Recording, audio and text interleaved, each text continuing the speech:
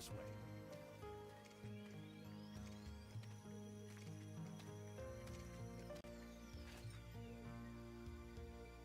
So, this is her.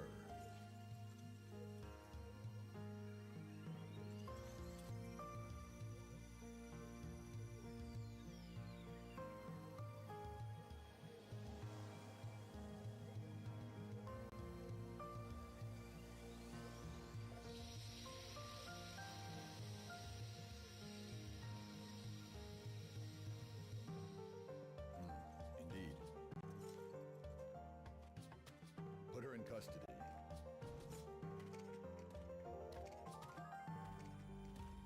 Is this really necessary? It is His Majesty, Emperor Dole's command to take that girl into custody.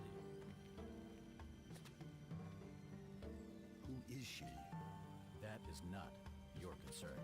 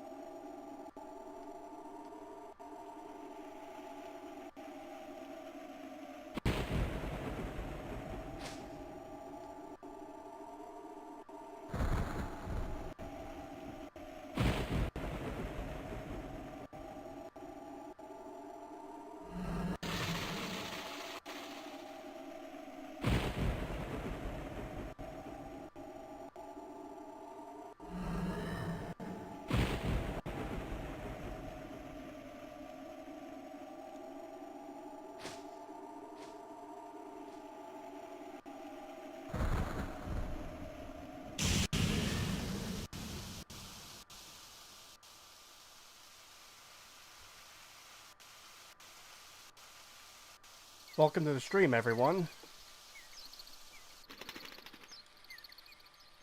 I don't see anyone in chat right now. I hope it's not glitching out.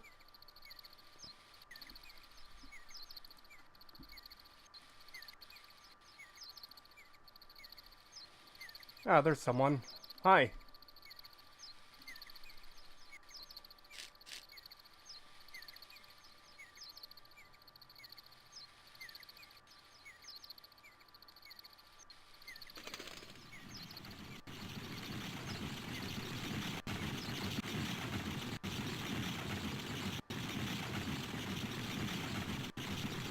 Oh wow, lots of people chatting now.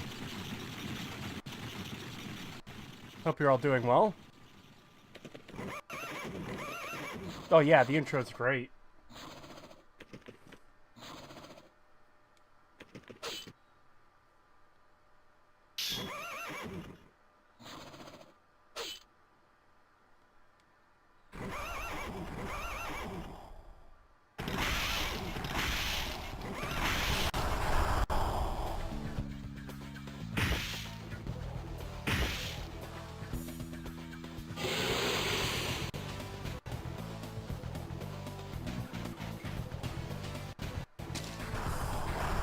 This is one of my all-time favorite games. It's been a long time since I've really played through it.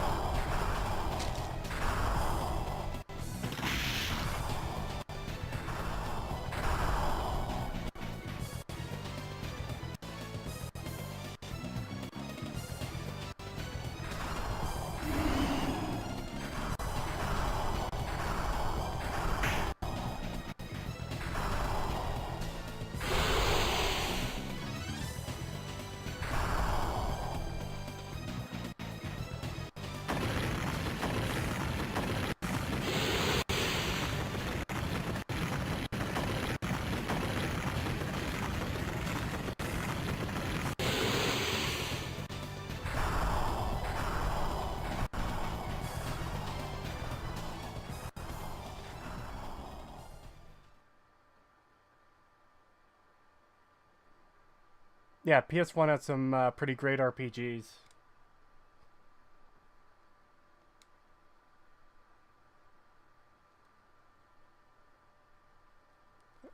Game's a bit loud. Let me...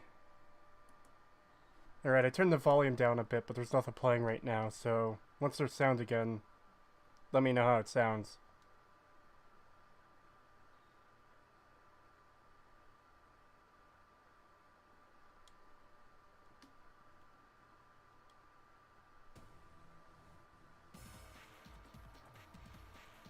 How's that?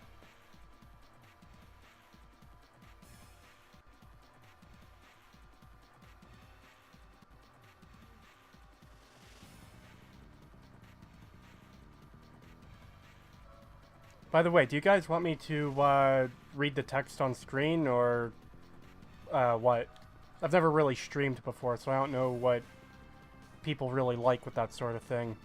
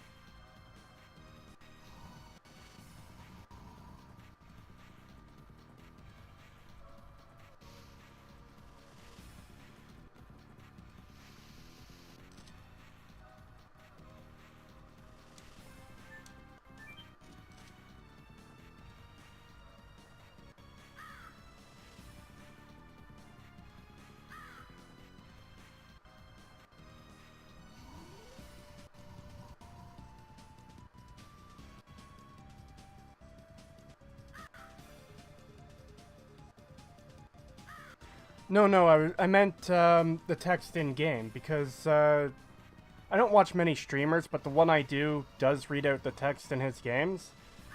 But the thing is, he does voices for them, which I can't really do. So that's why I was asking.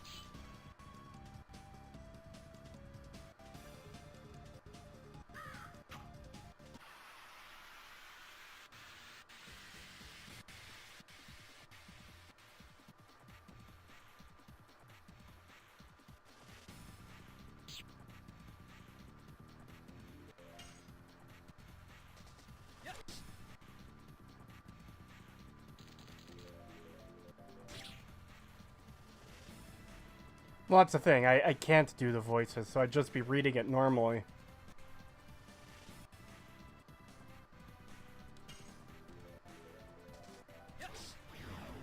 God, gotta get the fucking timing down again.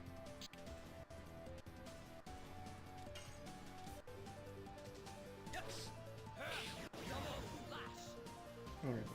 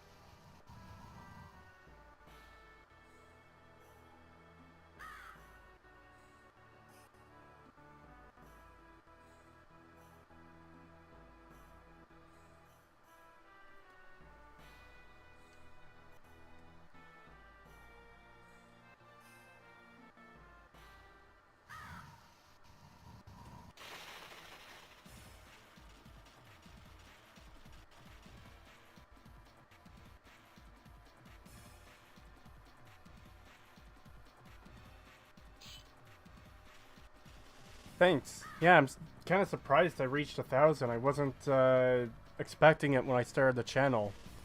I have started the script for the next part of the analysis, but I won't be doing any recording or editing until I get my new computer.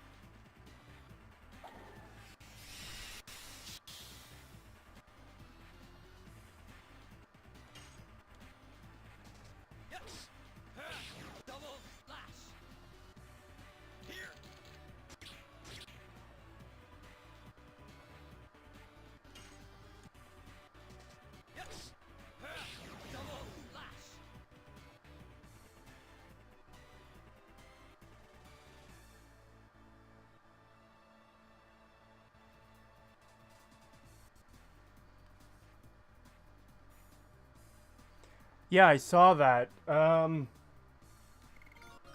I think it's kind of hard to believe that many a true nerd would call him that, so I kind of want to see his source on that, but if he did, wow. I doubt it, but, you know.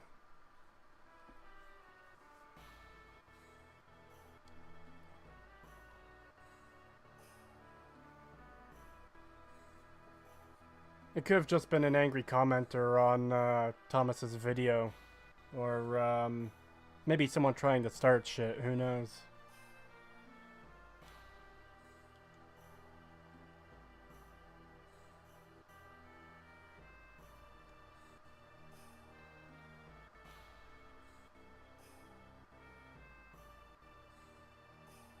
Oh, nice.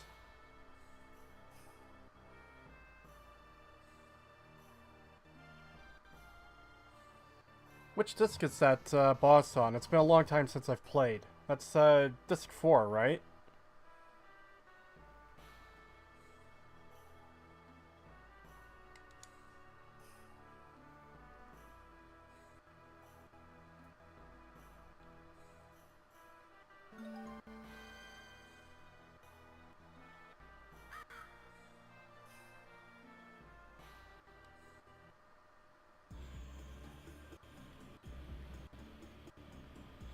Well, apparently it was set in a stream, so that's gonna be a lot of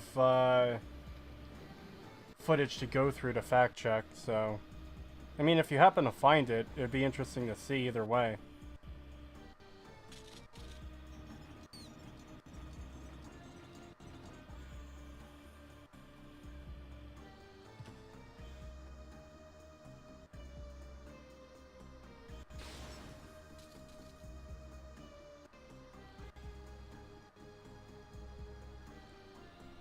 Yeah, I thought so for the last Kraken.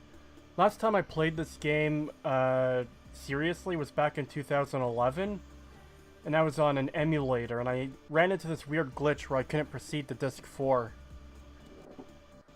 It was pretty fucking annoying. It actually sent me into the debug room of all things.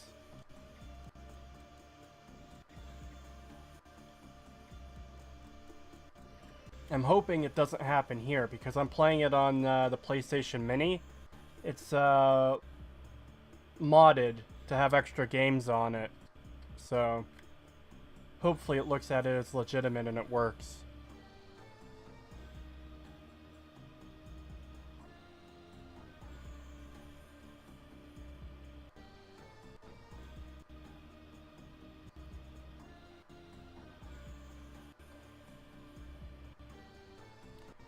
Well, yeah, him saying negativity is my brand is different than calling someone a fucking retard, you know? So... And that's why I don't think he actually said it, just because that is kind of a, I guess, really taboo thing to say now. People just get pissed off at you. Look what happened to JonTron several years ago on Twitter.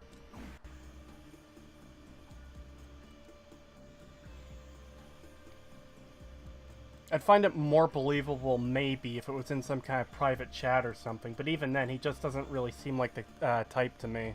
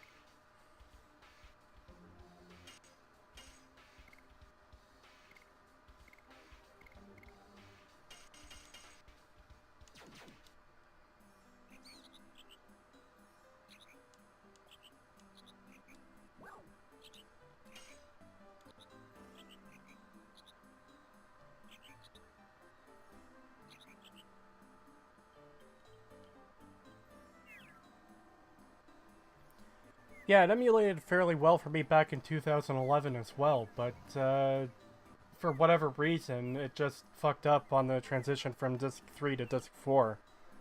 Because you beat the final boss of Disc 3, and then it plays the cutscene, then it says to insert the next disc.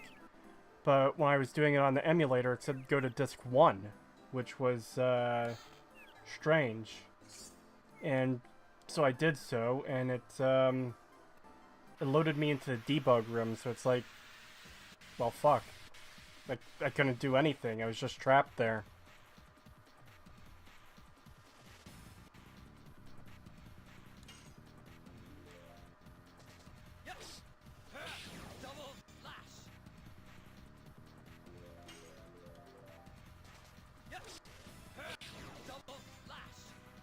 Oh shit, I forgot to change editions.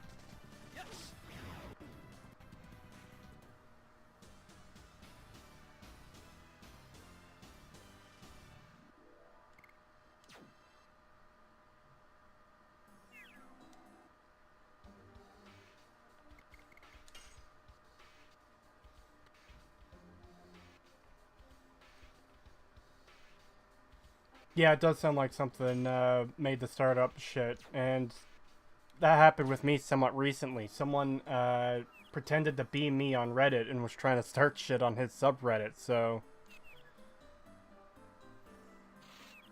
It's not... It wouldn't be surprising if someone was trying to start shit.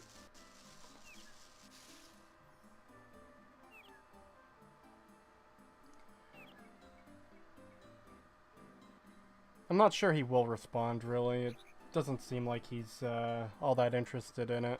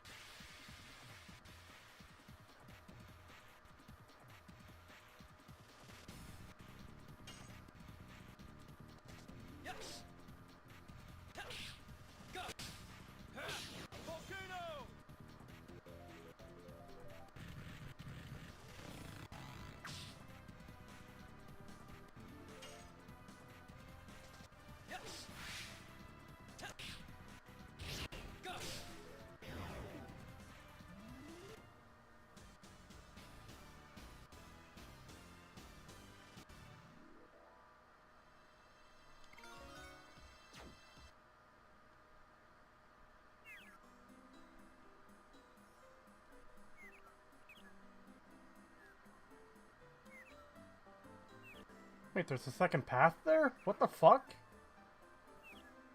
I've never noticed that before. Huh.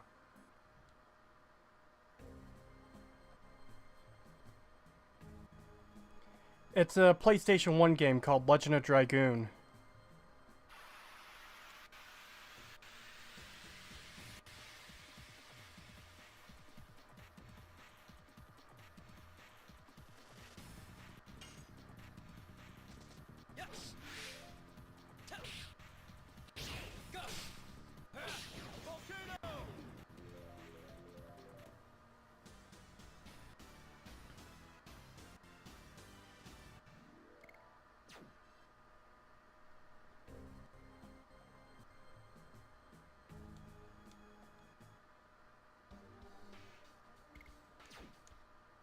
Ah, fuck. It's been so long since I played, I'm still not used to the controls. Yeah, there's a second path in that zone there. I never noticed it before. But it wasn't letting me go that way because it's the wrong way from where I have to go.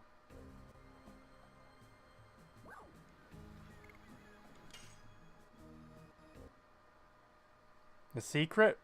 That'll be interesting to check out since I've never seen it.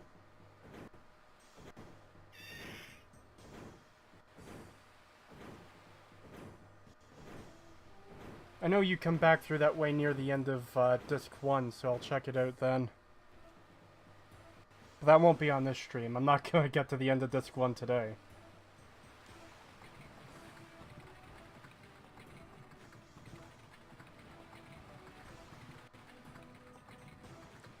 Yeah, that's what I think too, Lauren.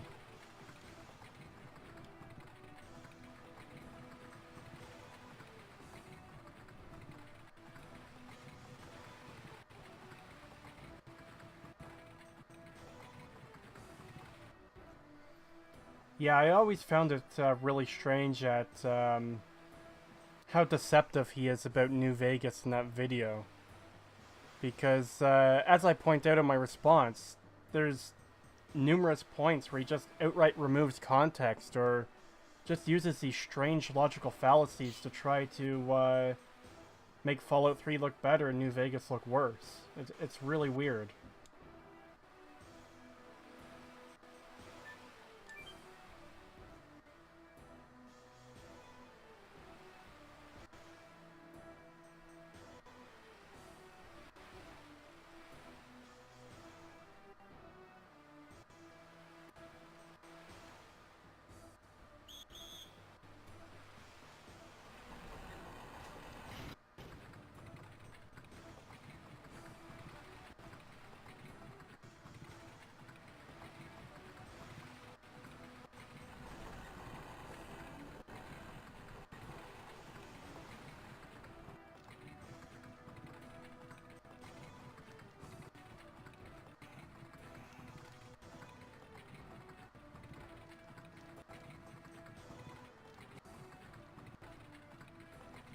The UK version had to censor the word gash against Graham?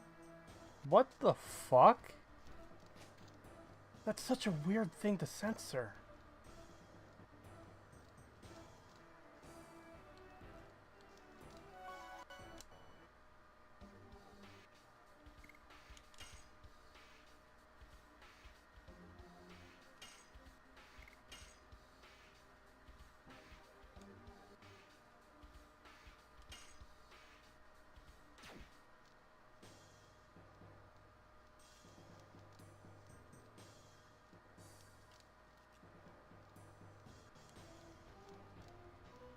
In the pacifist run, he already said there is no point to forge an alliance with the cons in the NCR. It's not about there being a point to it. It's about whether you want to do it or not, because you, the player, might have your own reasons for wanting to do certain actions like that.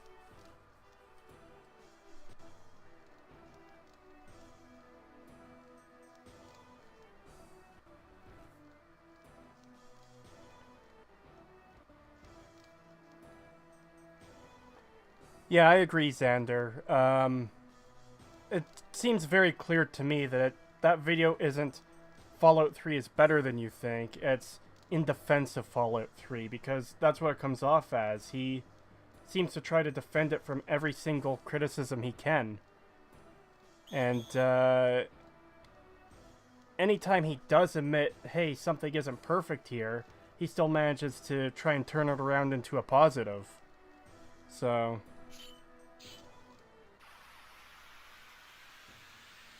Oh, no point to not forge an alliance with the cons in NCR. Well, still, again, that's a player choice thing. Maybe the player... Maybe whoever's playing the game has made a character that they decide their character doesn't like the cons for whatever reason.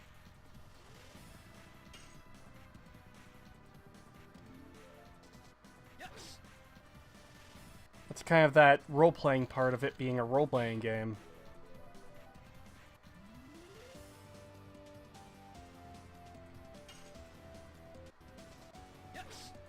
Fuck.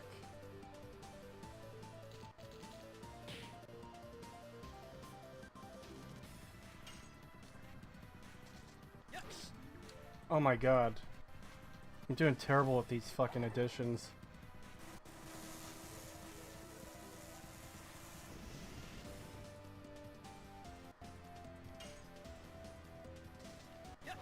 There we go.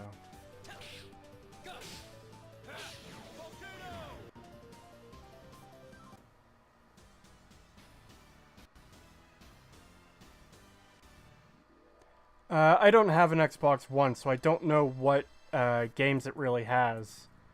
I've heard a lot of good things about The Witcher 3. I've only played about an hour of it, though, which is a crime, really. I should have played more. I probably will play more, actually, when I get my new computer, but, yeah.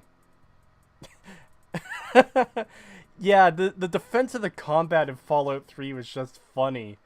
It makes sense because you're a 19-year-old kid who's never shot a gun before. That doesn't make any sense. Like, what developer is going to purposely make a janky combat system just because the character would naturally be inexperienced? That's just so weird to me.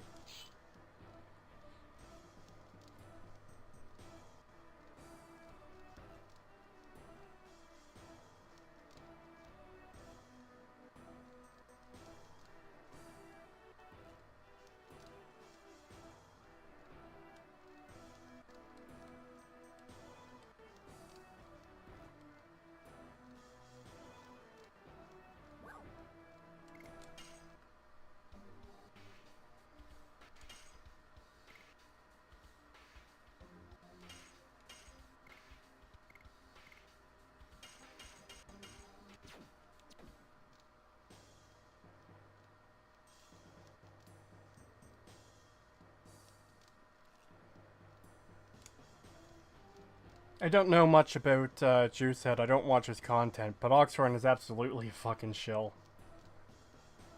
I remember there was a clip of him going around saying 76 has something for every kind of Fallout player in it, which is just complete bullshit.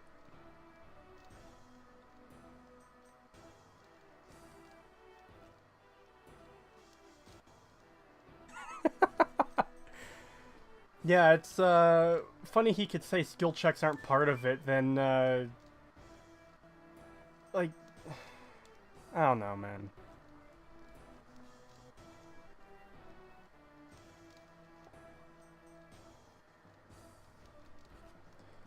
No one would, no game developer would program bad gunplay for realism, because that's just stupid. Most game developers don't program realism because realism isn't fun.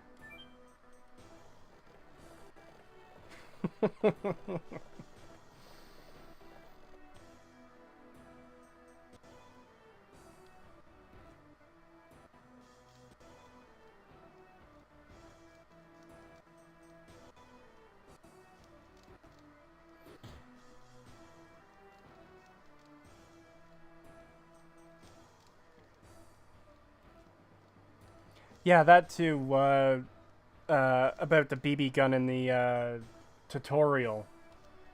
It makes sense that your character would have some skill with a gun because I assume if the game specifically shows you being given a BB gun in the tutorial, in the intro sequence, it follows that your character would have some kind of skill with it because they practice with it.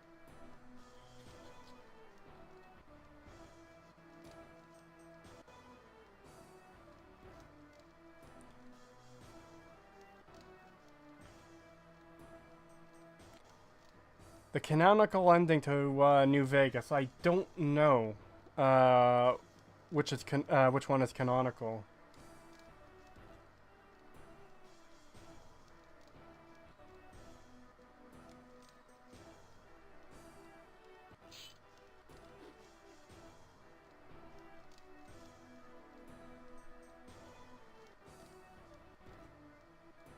And yeah, the gameplay in Fallout 3 does fall short in just about every aspect. I do still find it kind of fun to revisit now and then, but the experience is always dragged down by the fact that the issues are so glaring now, especially after having gone over them through that for that video. It really changes how you perceive the game.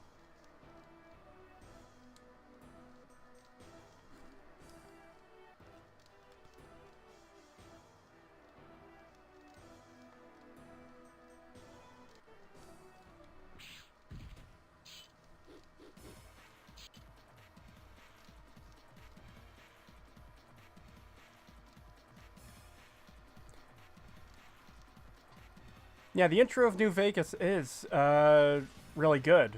Oh, hey, retrospective, I missed that comment. Sorry. Thanks on the congratulations. Anyways, yeah, the intro to New Vegas is pretty decent. It introduces you to each of the factions, but it doesn't reveal too much information about all of them. It's basically a primer to get you ready to deal with all the different groups that are in the game. And it makes sense that your character would have at least some kind of knowledge about them, because they're a courier who works in the wasteland. It would be impossible to not know about them.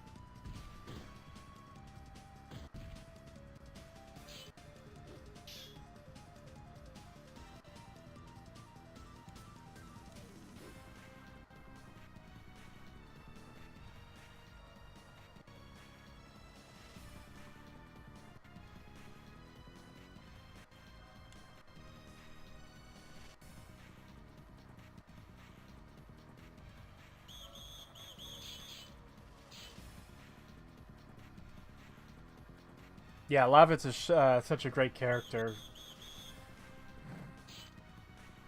Basically, the entire playable cast of this game are great characters, in my opinion. I fucking love this game, and if they ever did a remake, all they'd really have to do is fix the translation, fix some of the redo all the voices, and update the graphics. Don't fuck with the story, don't fuck with the characters. Yeah.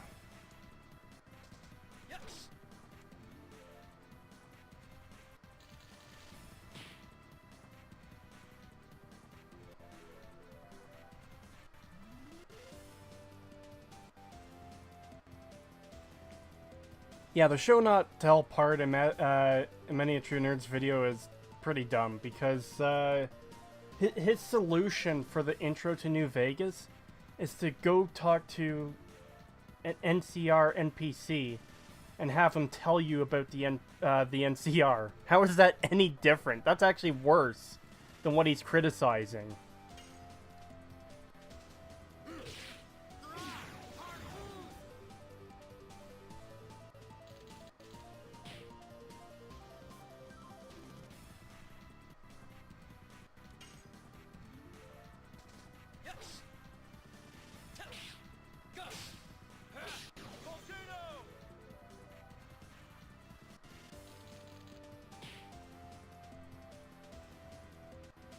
No, yeah, I'd absolutely kill for a fucking PC or Switch port of Legend of Dragoon. You don't even need to update it, really. Just it just bugs me how much this game has been left in the dark by Sony. Like, you have this really fucking great RPG, and you don't do anything with it. They apparently had a sequel in the works, but it was cancelled.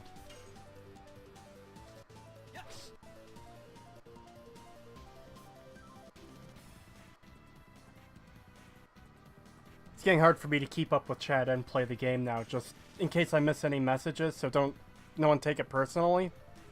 But yeah, show versus tell isn't some sort of set rule. That's 100% true. It's entirely possible to, damn it, to tell something in a story and have it work. Because you can't always show everything, that's the thing. Because sometimes I think the best example is Lanius. He criticizes Lanius for his entire backstory being told to you, not shown. But if the game took control away from you for Lanius to show up, do some evil shit, go ha ha ha, I'm a bad guy, and run away before you can fight him, That'd be just so fucking contrived, and it would break the pacing of the game. But if it didn't take control away from you, then you'd be able to kill the final boss before actually facing the final boss at the end of the game. So it's just, yeah.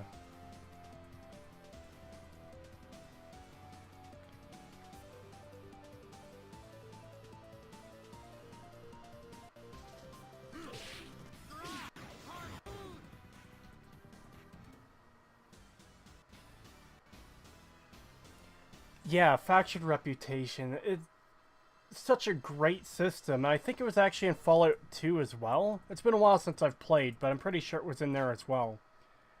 And if Fallout 3 had been better all the way around, it would have made sense to have faction reputation. His reasoning is you don't visit places more than once typically in Fallout 3. That's not a good thing. That's not a good thing at all. The towns in these games are like the central quest hubs. But if you only visit them once, then it's a little more than a set piece, and oh, let's move you on to the next set piece. Don't look at that place again. It's just, I don't know.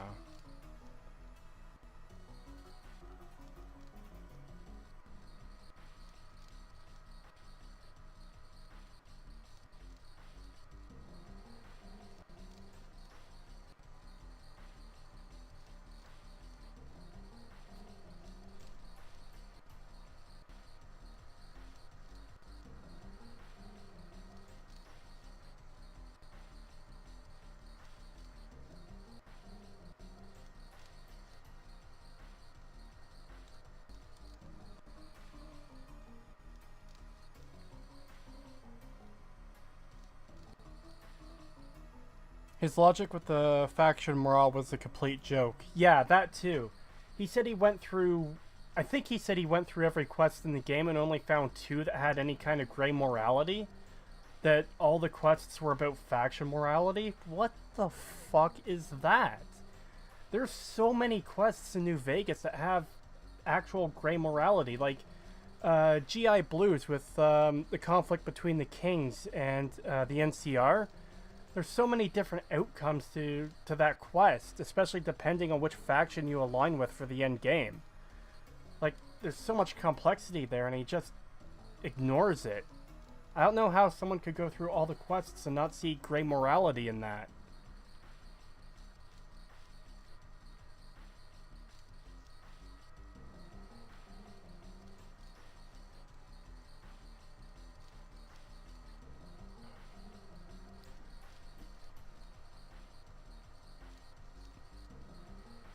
I kind of like the build-up of Frank Horgan in Fallout 2.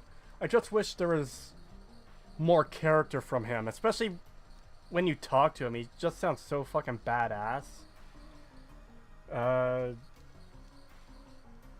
More interaction with him would have been really cool.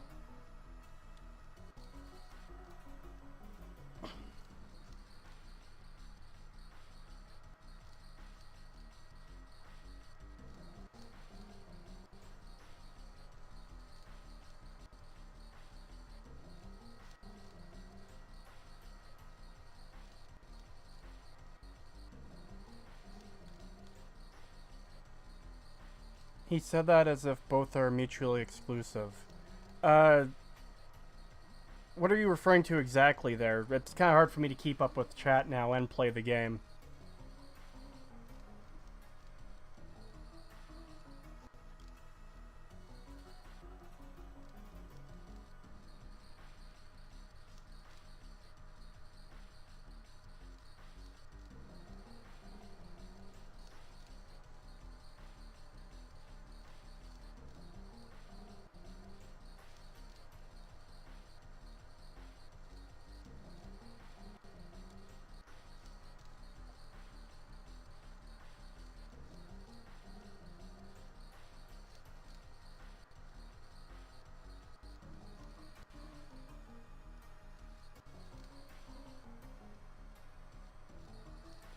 What is the most important aspects to the classic Fallout game's atmosphere?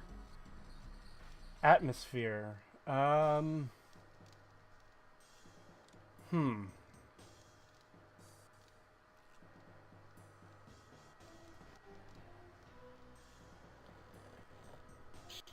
I'm not sure off the top of my head. There's just, the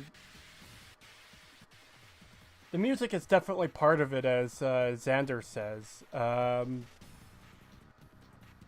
I think, which video was it I mentioned it in, but Fallout 3's soundtrack, sorry, Fallout 3, what the fuck am I saying? Fallout 1 and 2 soundtrack are largely ambient sounds, like the echoes of sirens of a dying world, or a dead world, or screeching metal in the distance, that kind of stuff.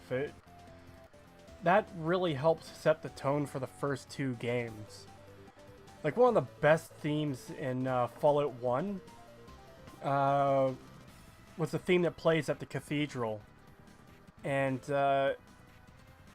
it manages to be subtle and intense. I fucking love it.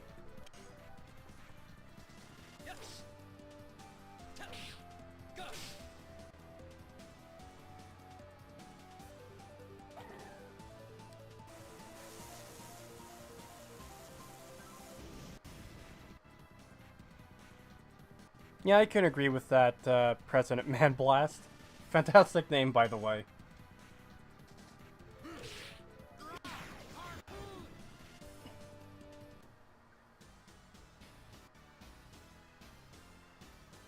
Yeah, Indigo Gaming's video is pretty great.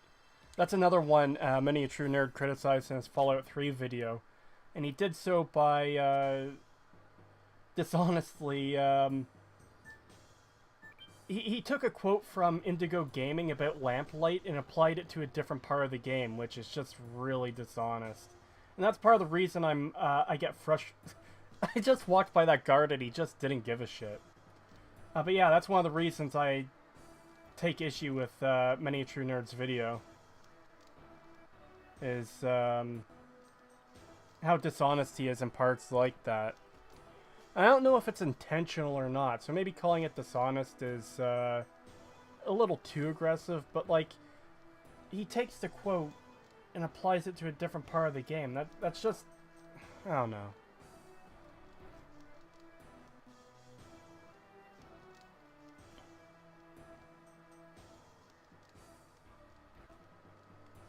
Yeah, Matt's argument about morality was that it's less about morality and more about faction choice. But it's sad that he doesn't realize that the faction choices are moral choices, because that's the entire buildup of House, the NCR, and Caesar, is that they have entirely different motivations and worldviews of how to progress the world.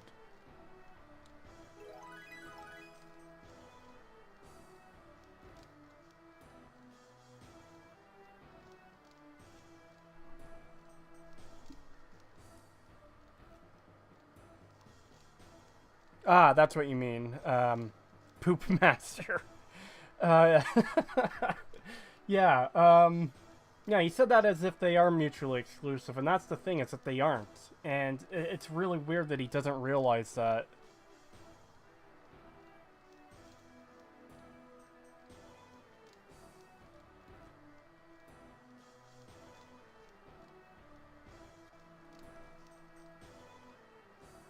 Yeah, agreed, Logan Looker. It's weird that Roy Phillips is considered a positive karma character when he brutally murders everyone in Tenpenny Tower. Like, even if you do the peaceful solution, he'll kill everyone in the tower. Even, like, I can understand him getting rid of Tenpenny and, what's his name, Gustavo, the guard? But to kill everyone else, like, a lot of those characters were like, hey, these ghoul people are actually pretty cool. And no, he just kills them all anyways, because reasons. That's fantastic writing, Bethesda.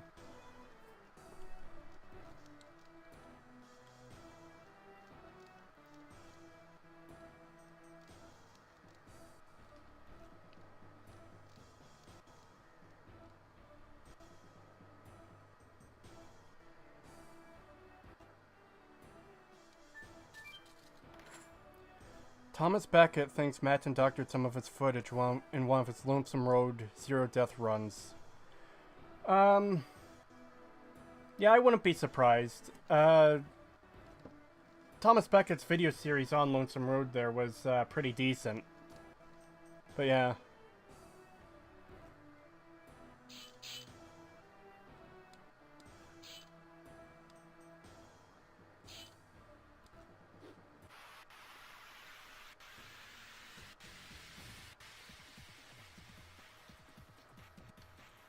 Oh, hey, Scout Trooper.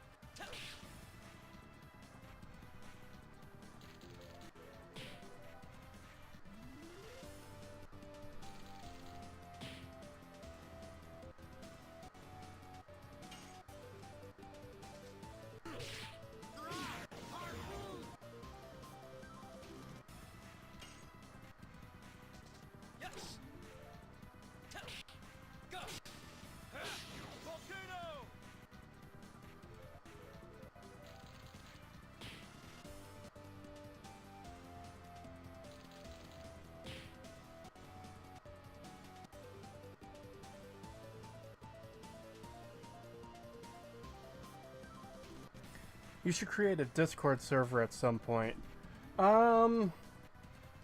Maybe. It's just I don't really have the time to run one. And I don't really chat that much anyways on stuff like that. I'm not really a talkative person on my own.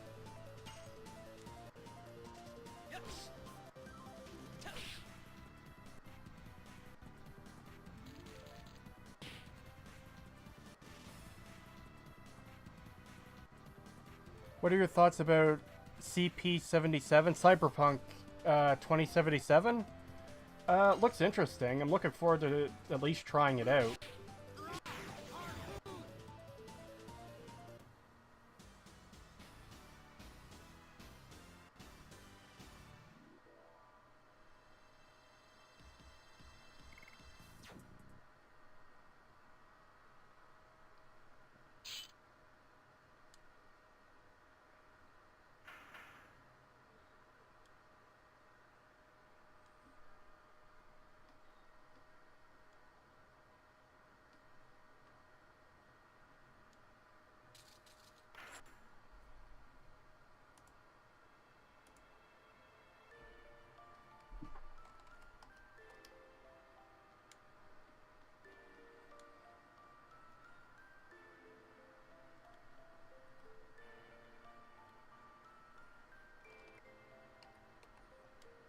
I also plan on doing a video or two of Legend of Dragoon at some point. I'm thinking a small one without spoilers to describe the game to people who haven't seen or played it before, and a longer one that goes through the story of basically the entire game.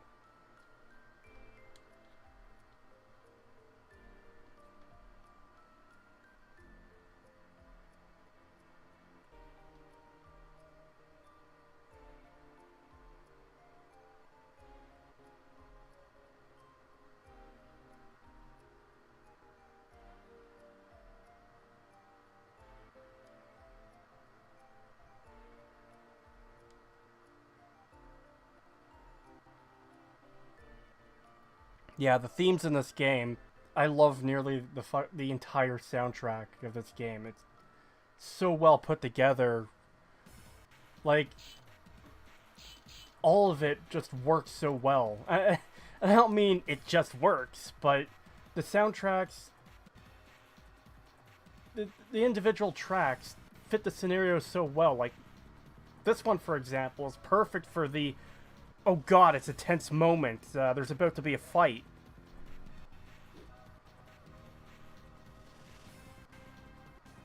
Do you have any video plans after finishing your Fallout 4 analysis? I've got a lot of videos I want to do, and there's just not enough time to do them all.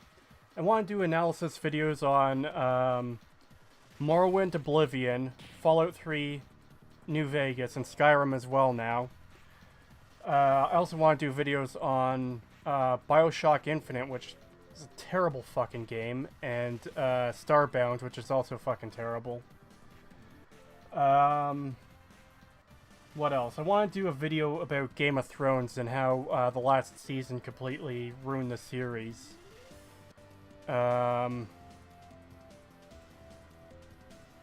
Yeah, and there's some others I had in mind, but I can't remember off the... Oh! I want to start a series called Let's Rewrite, where basically I take an aspect of a game like Fallout 4 and try to rewrite it to be better. Which, maybe that's a bit conceited, that, oh, I could write better than professional game developers, but I mean... Fallout 4 is pretty bad, and it would be nice to try and rework some aspects of it just to see ways that it could have been improved and done better. Not Bioshock, Bioshock Infinite. Bioshock 1 is fucking great. Yeah, Starbound, oh man. Xander, have you seen Tweed's videos on Starbound? They're fucking hilarious.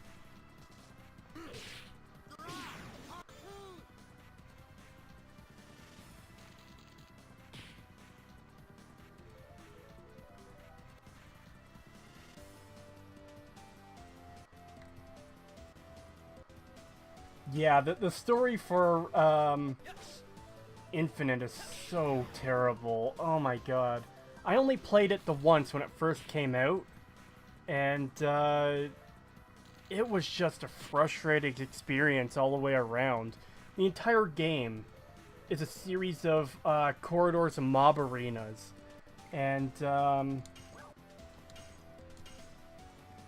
the whole, okay, there's infinite alternate realities, but we're gonna change everything by killing you in every reality. It's like, okay, but there's infinite reality, so that's impossible. Is it bad? I really liked Oblivion. No, not at all. Oblivion's a pretty decent game. It is the starting point for a lot of Bethesda's issues, I think, because it adds the quest marker, it simplifies a lot of things. There's just a lot of issues with Oblivion, but it's still a pretty decent game. I've seen quite a few videos on Starbound, but the guy you mentioned doesn't ring any bells. Oh man. No, Tweed followed the development of Starbound and made like 7 or 8 videos during the course of its development until its final release. And I think he did one somewhat recently covering the updates, but yeah, the entire development process was just a shit show.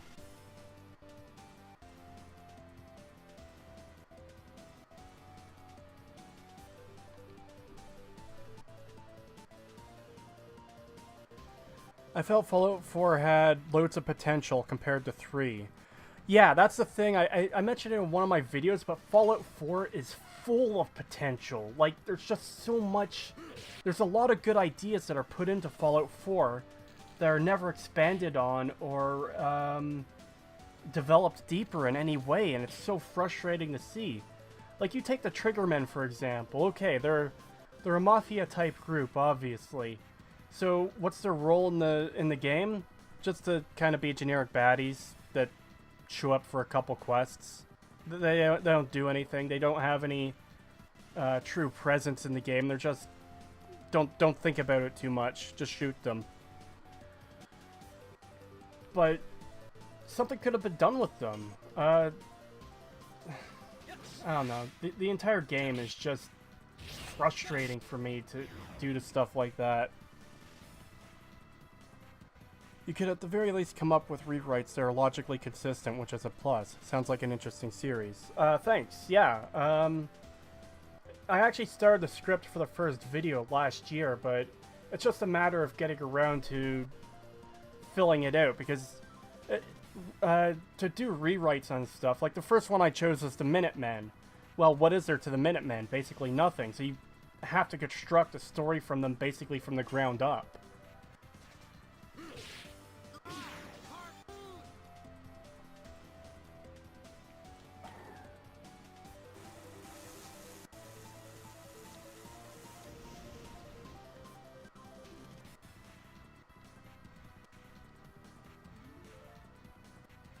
I think I did talk about Emil Pagliarillo in part 2 of the analysis.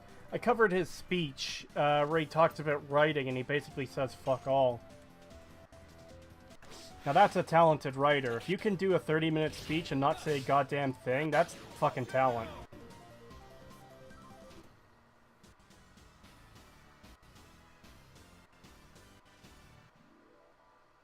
The Easy City Downs robot racetrack looked awesome. Yeah, the first time I found that place, I was like, oh my god, this actually looks fucking cool. What's going on? Oh, it's just enemies attacking you, I guess. Okay.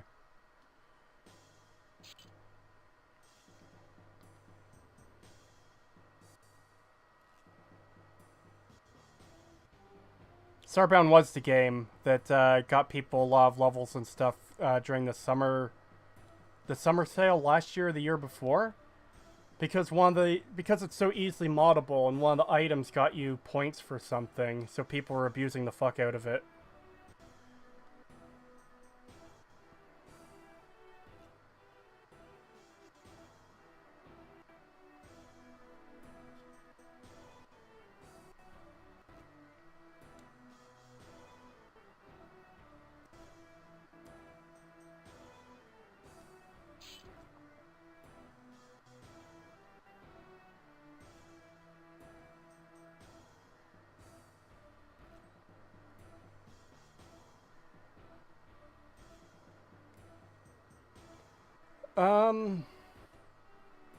Yeah, I'm not really sure about the Discord server thing right now.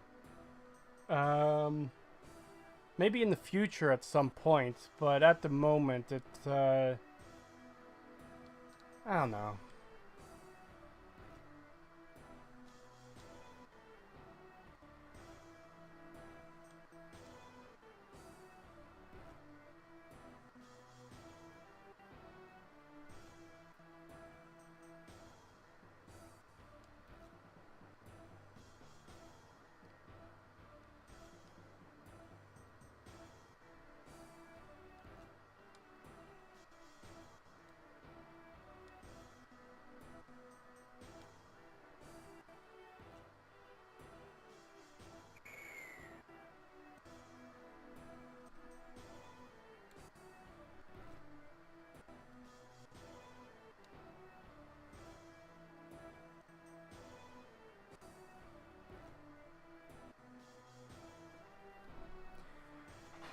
I always felt like Fallout 4 was an idea they had during the development of Fallout 3, and they shoved it all in the Replicated Man. Yeah, that's the Replicated Man was just seemed largely like a reference to Blade Runner, and it seems like they built all Fallout 4 off that idea, but I just find the topic of Fallout 4 so frustrating. Because, oh my god, they could have done something really good and interesting with it, and they just didn't. They got lazy because oh, you can spend 30 hours crafting a shack and not pay attention to the story. That's ML's fucking excuse for writing garbage.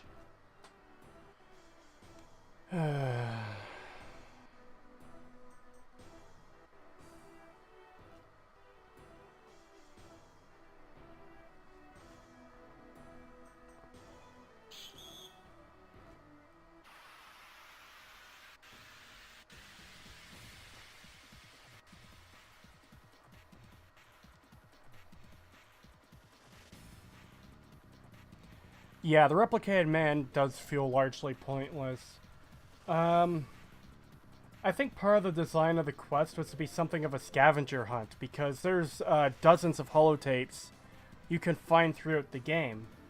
But the very minute you pick up the first holotape, an NPC in Rivet City will track you down to your location and start yelling in your face about, you won't leave this poor replicant alone! And it's just, what are you talking about, you crazy bitch? The reason I never did that quest on any of my original playthroughs is because that character annoyed the fuck out of me and I just didn't want to deal with anything related to it. The only reason I did complete that quest was for the response to Many a True Nerd's video. And it wasn't that great of a quest, really.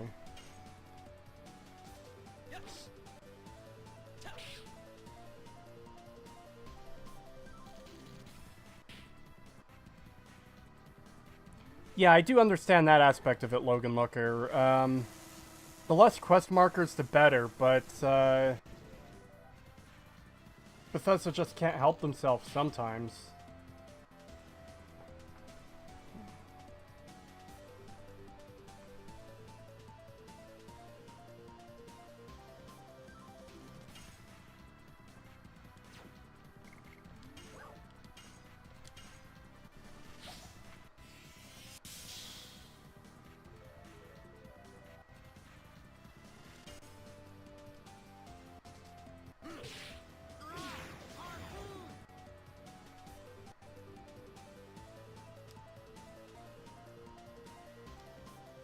Oh yeah, I know the woman that tracked you down as part of the railroad and you can kill her.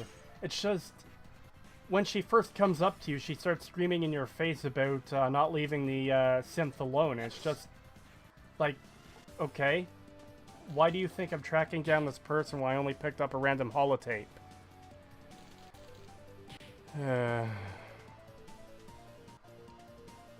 Like, it would make sense if you were actually investigating it and actively looking for clues, but no, it just happens when you pick up a random holotape, and as I mentioned, there's dozens of them in the game, like scattered through different locations.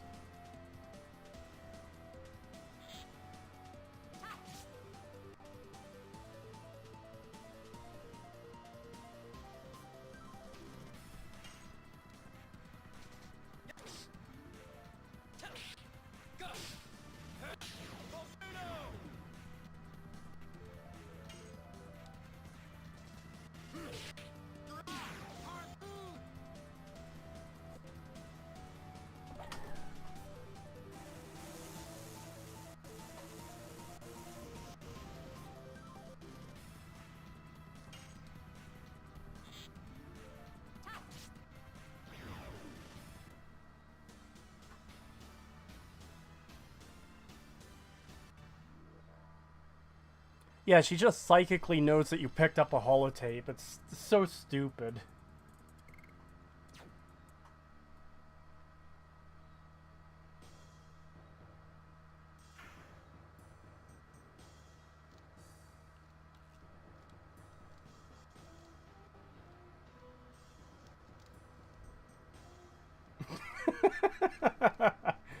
When night falls, I hear an eerie voice coming from somewhere. It goes, "Arr, arr." That's very specific. It's not like it's saying anything, it's just going, "Arr."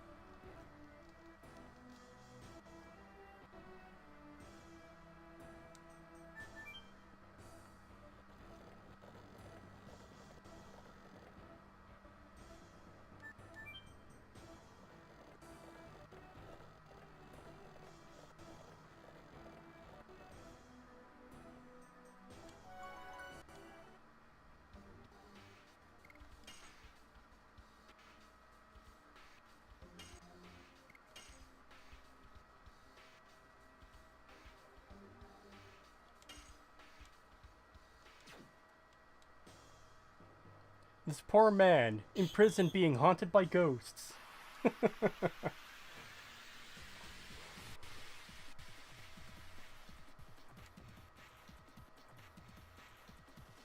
It's a Monty Python reference, like the castle of... No, it's not a Monty Python reference. It's foreshadowing a boss fight later in Disc 1.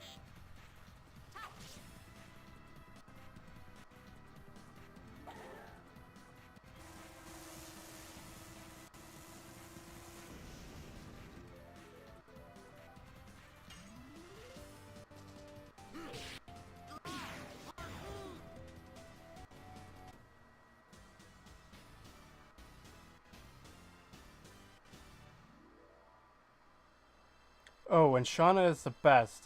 Not Maru levels of badass, but the high magic makes some fights a joke.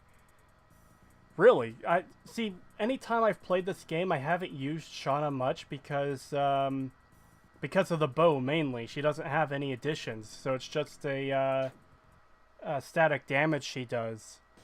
But hey, maybe for this run I'll use her a bit more. And just in general, I liked most of the other characters in the game better. Like, she's not a bad character, it's just not my favorite character in the game.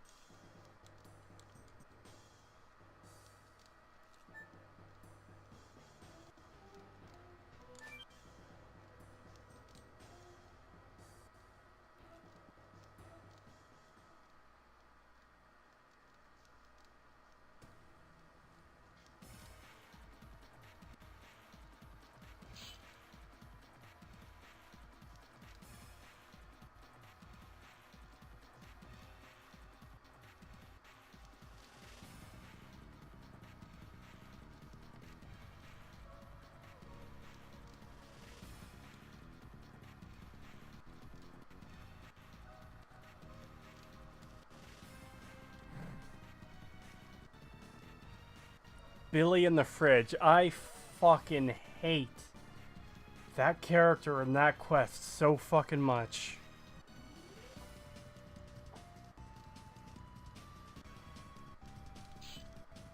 Also, get ready for one of the best tracks in this game.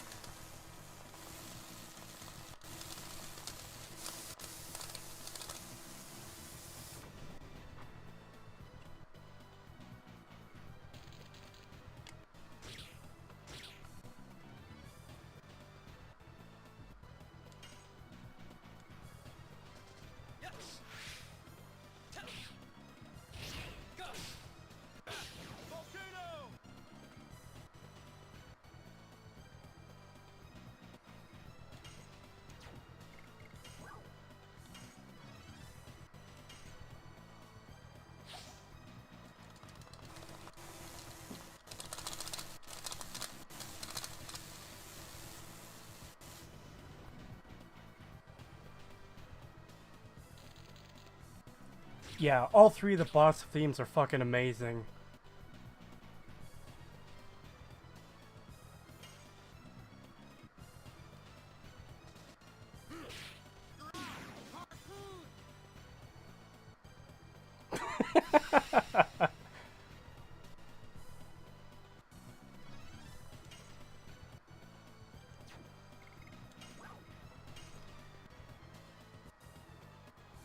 God, this game is trying to kill my fingers.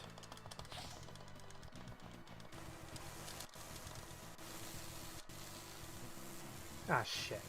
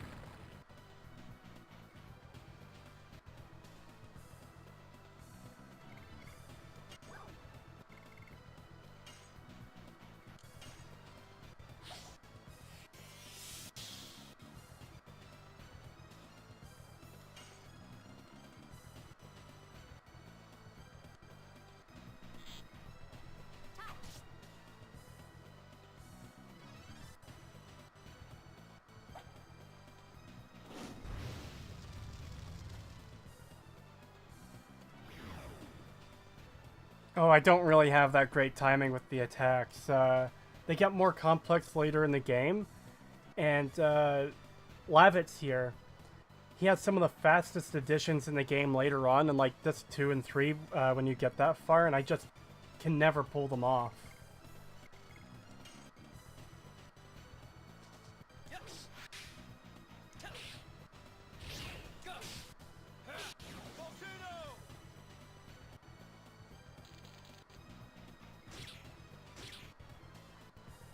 Who would win, an Enclave soldier or a Combine soldier from Half-Life 2? I think the Enclave soldier would win, definitely. Because, they've got the power armor. The Combine in Half-Life, they just seem to have regular-ass armor. As compared to the Enclave's power armor. You cannot press before the marks appear. If you do that, the time for magic will reduce. Oh, I didn't even know that.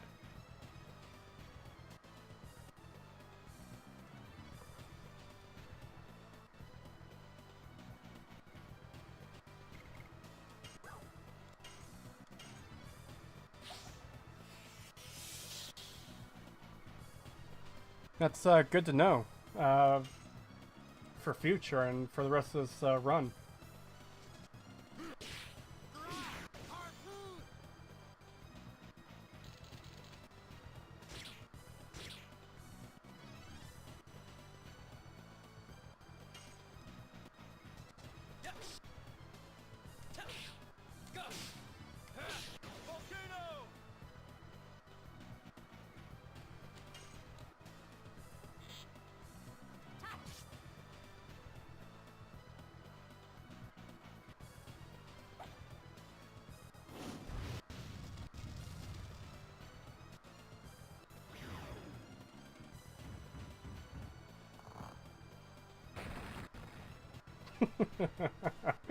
Get fucked, Lavitz.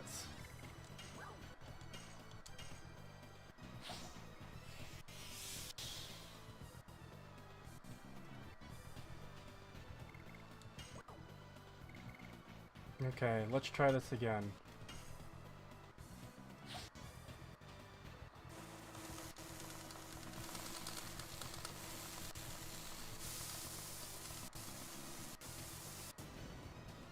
Yeah, I had a lot more time that time than the previous one. Wow. I never knew that.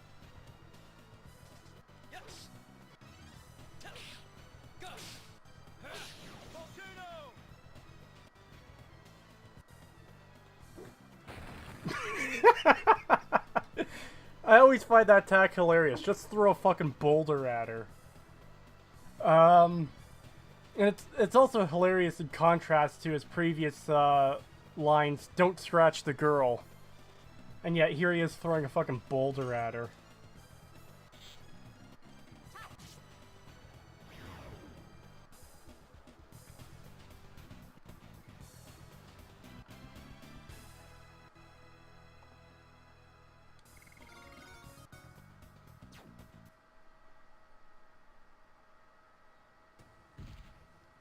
Are you actually doing this on console or emulator?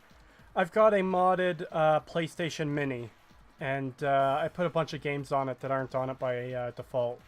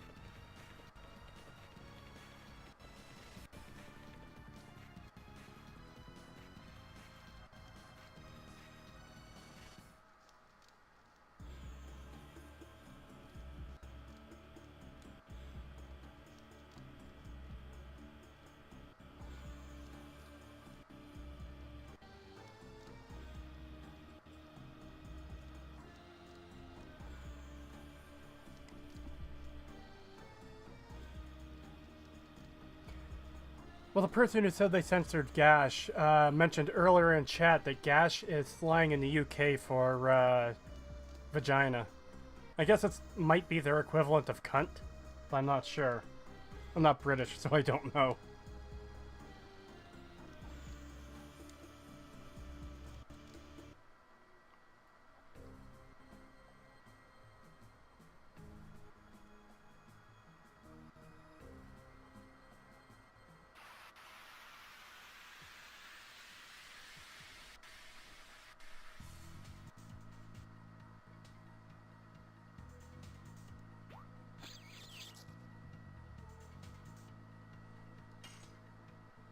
Oh man, I have to heal all these guys up.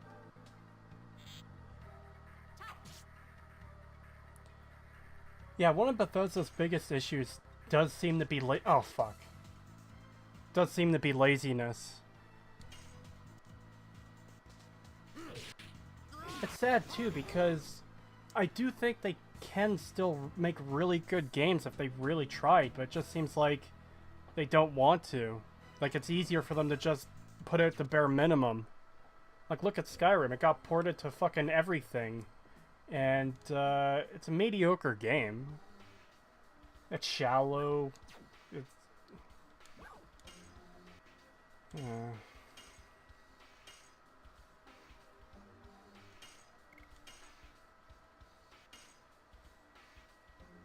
Vampire Kiwi, best enemy name.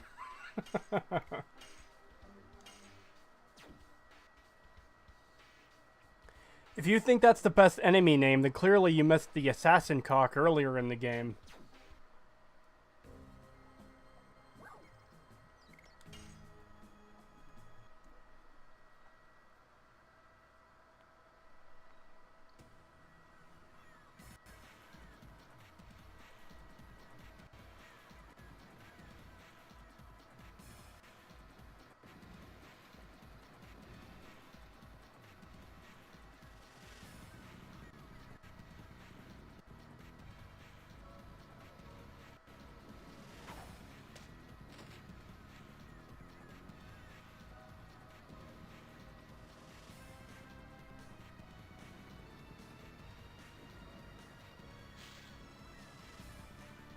You've got better memory of this game than I do, Lauren.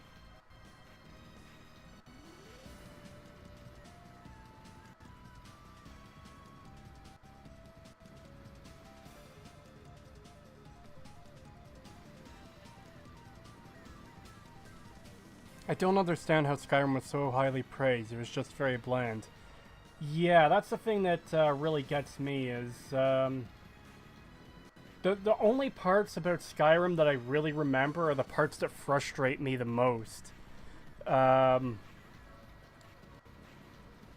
Yeah,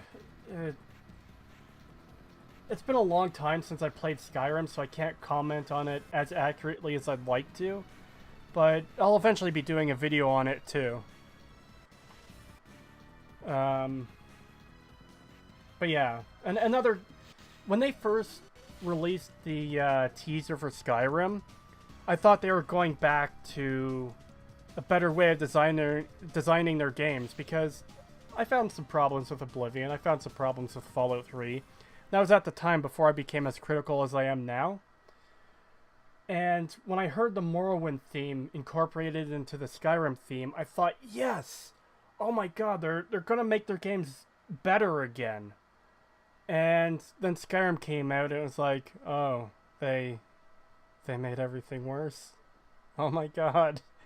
Why did they make everything worse?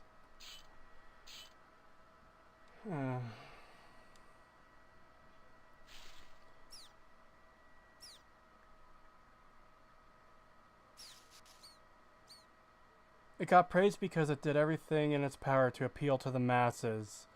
Yeah, and that's the unfortunate thing, is it just seemed to prove to Bethesda that just keep simplifying things, keep dumbing them down.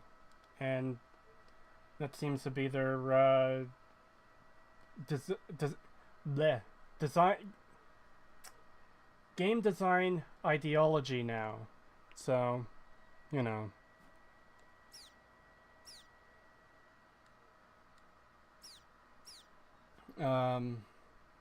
Yeah, there's a lot to be said on Skyrim, and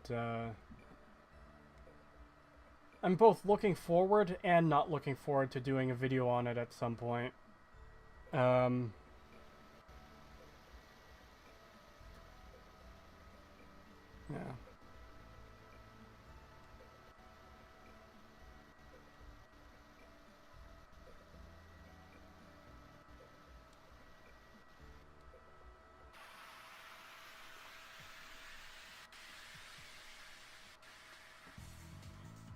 Fallout 3, aka Skyrim with guns. No, that's a little backwards. Fallout 3 is Oblivion with guns, since they're in the same, a very similar version of the same engine. Fallout 4 is Skyrim with guns, because they're more similar in terms of how the game engine works.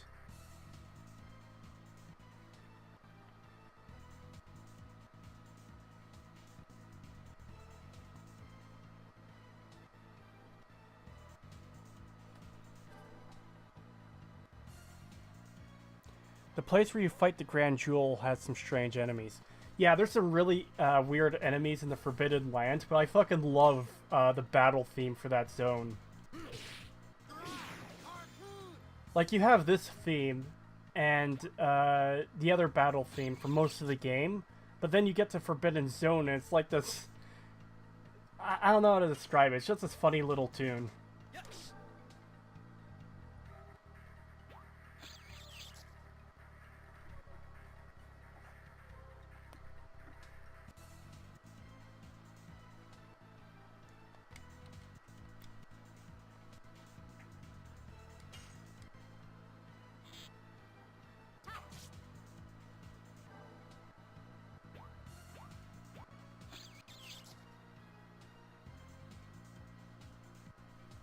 Okay, that's gonna be a problem.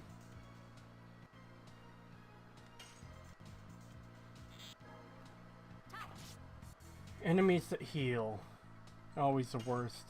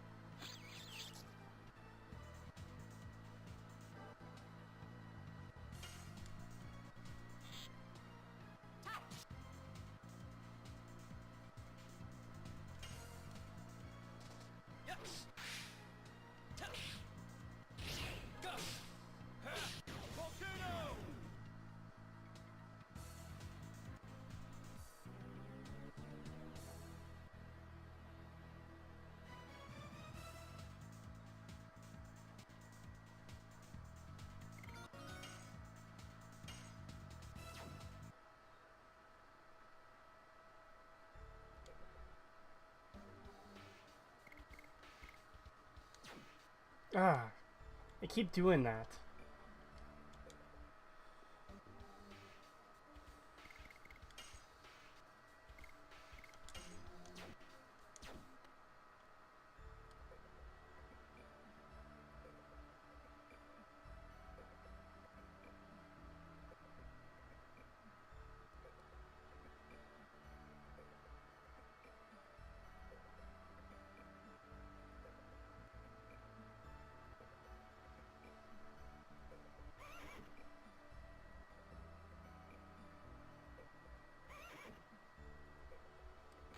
Yeah, Internet Historian's video on 76 is really good.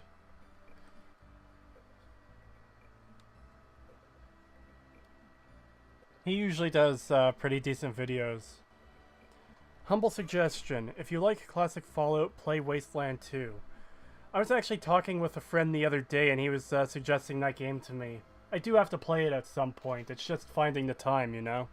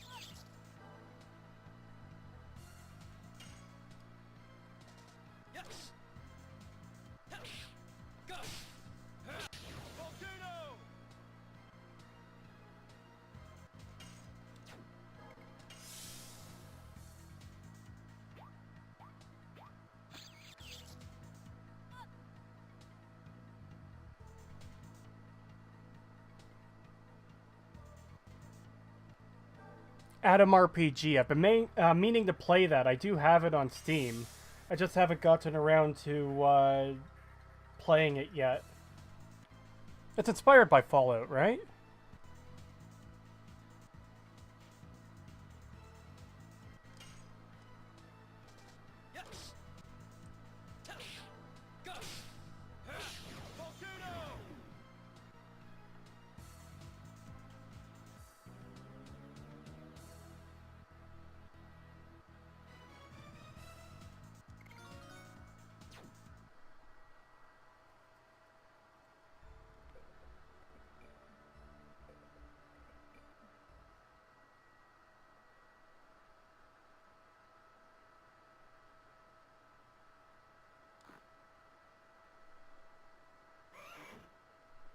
Yes, but Russia edition. Ha!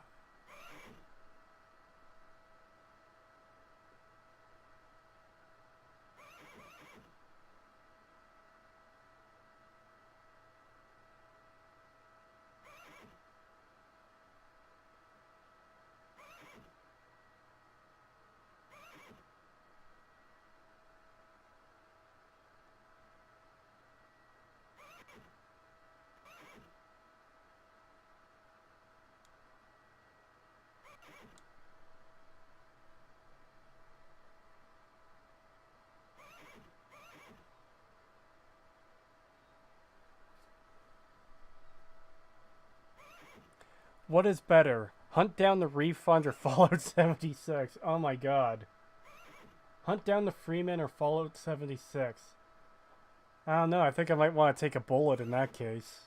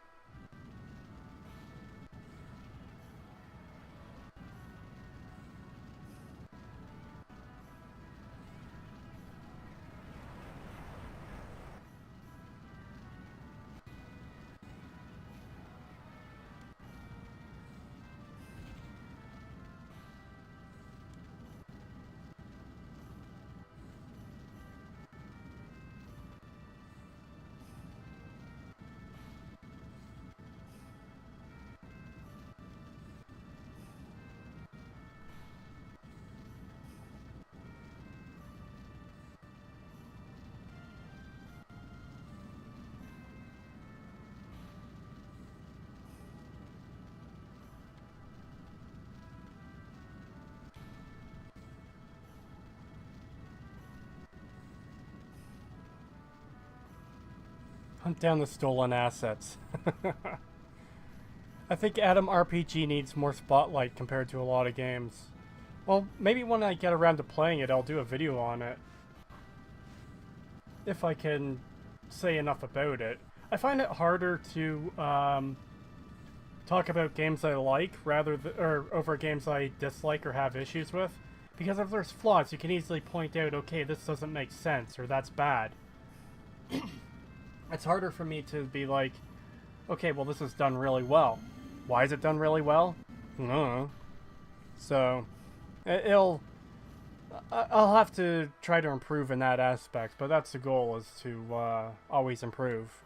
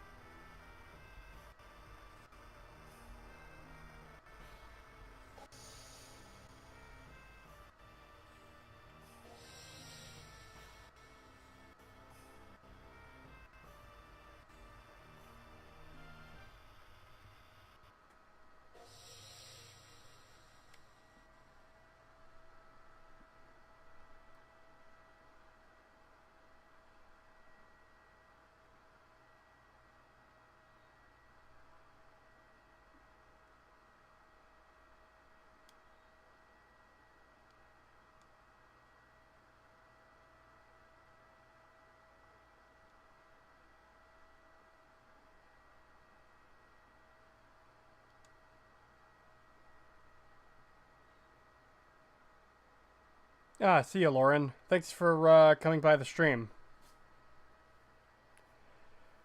Also, you said you were making your own game. How's that going? Slow. Very slow. I'm waiting until I get the new computer to start working on it more, but at the moment, I've mainly been working on the story, which is mostly outlined. I've got most of the plot points in mind that I want to do. It's just expanding upon different aspects and stuff right now. Besides that, I've got a couple character concepts and a couple sprites without any animation.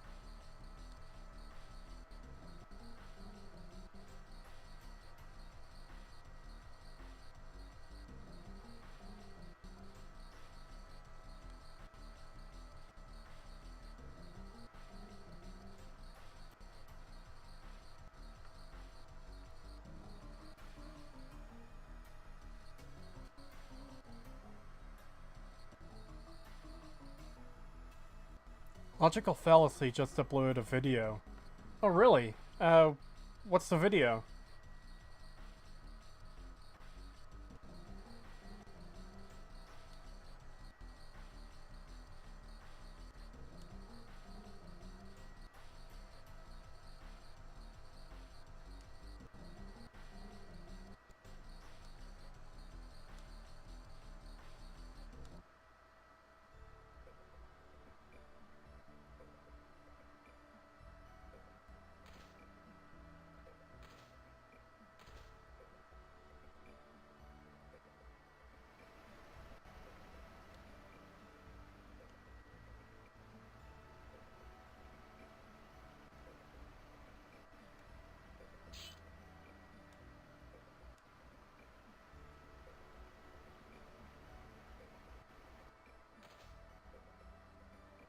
The toughest Fallout boss since Frank Horrigan.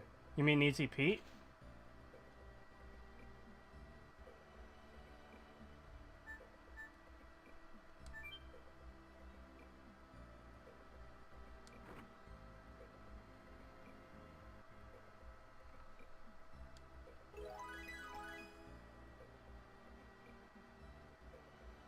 What do you think about the Borderlands series? I haven't really played much of the series. I've only played about a half hour of 2. I haven't played any of 3. And my experience with 1 was kinda ruined. I played it with some friends way back, but they were way higher level, and it kind of fucked up the level scale of my world, and I just wasn't able to do anything, even after they left. So, yeah, I don't have that great of basis to form an opinion on it. Don't give me PTSD from Easy Pete boss fight.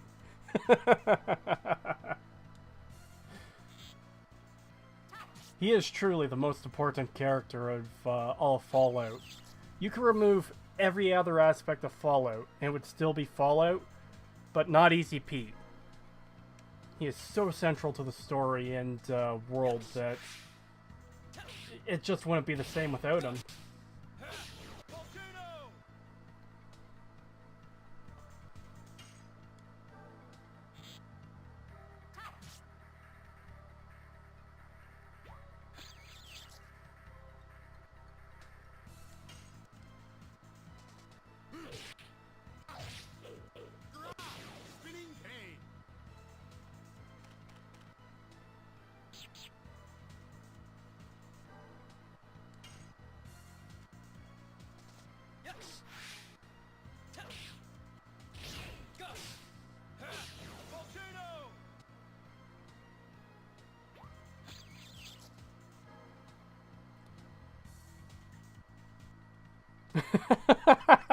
Fallout 3 shitpost.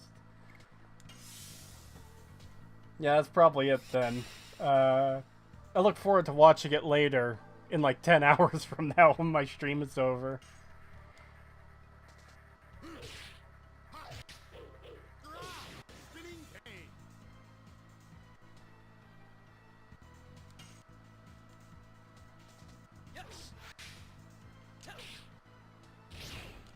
Getting a lot of counterattacks from these enemies.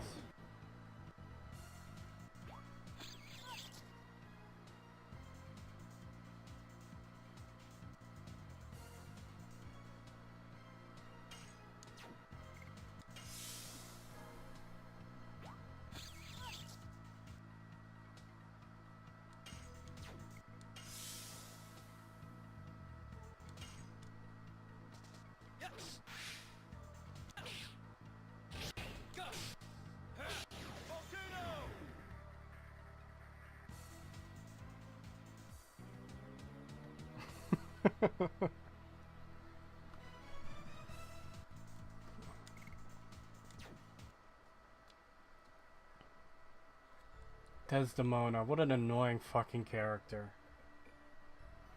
Most of the characters in Fallout 4 are just obnoxious. Fuck.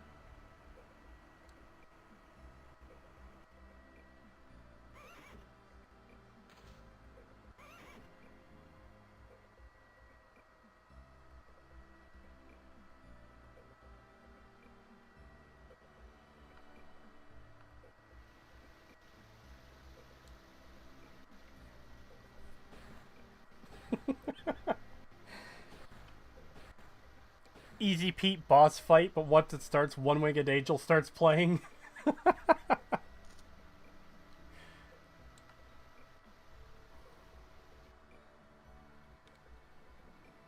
Yeah, most of Fallout 4's characters are a single character trait, and that's it.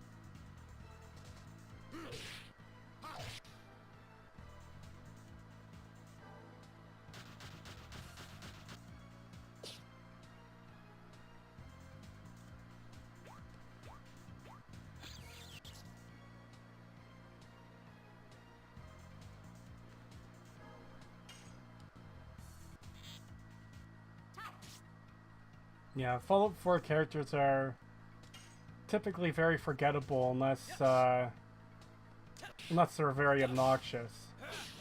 At least for me.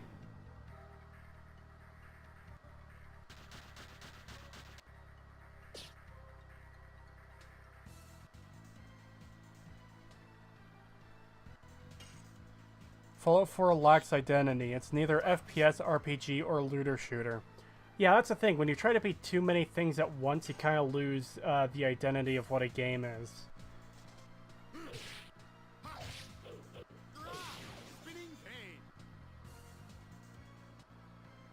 I just started watching your vids, but I'm in love with them. Thank you. Glad you enjoy them. Must be doing something right.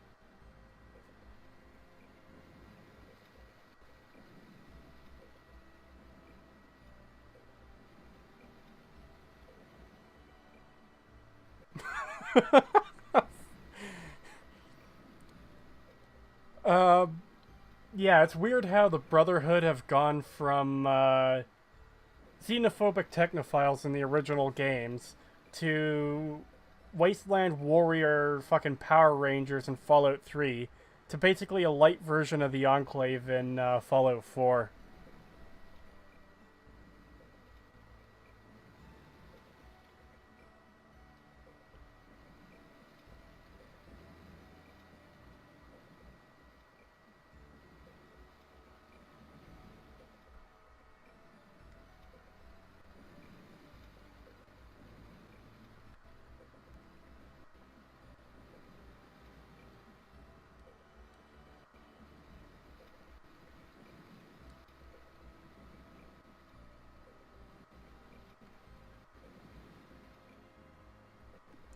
Oh, well, thank you, Quick Draw McGraw.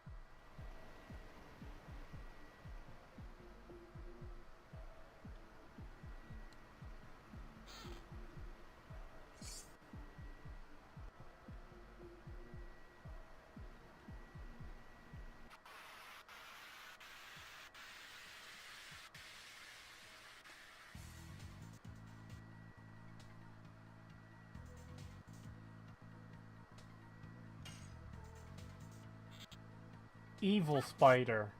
It's not just a regular spider, it's an evil spider.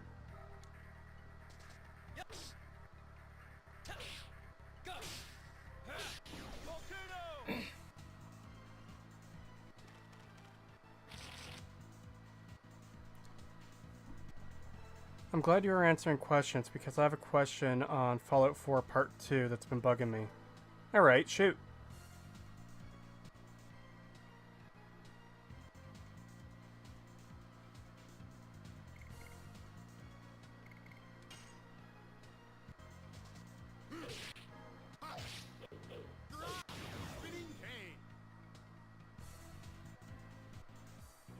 Imagine if somehow the Combine found a way to the Commonwealth. Who would win in this evasion? If it's the full force of the Combine, like in Half-Life 2, then I think they would absolutely dominate.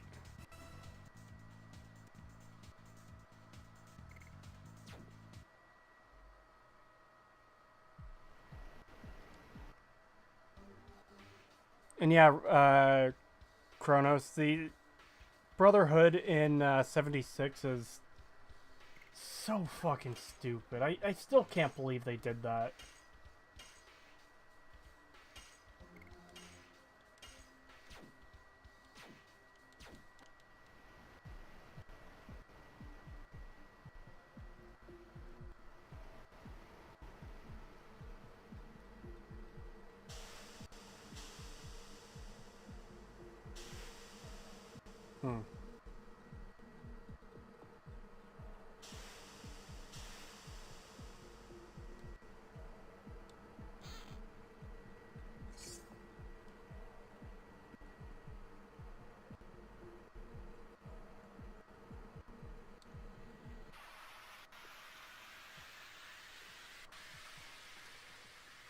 So you mentioned it's too easy to get the power armor. However, in New Vegas, you could go to the Brotherhood of Steel's base and do one mission and quite easily steal it.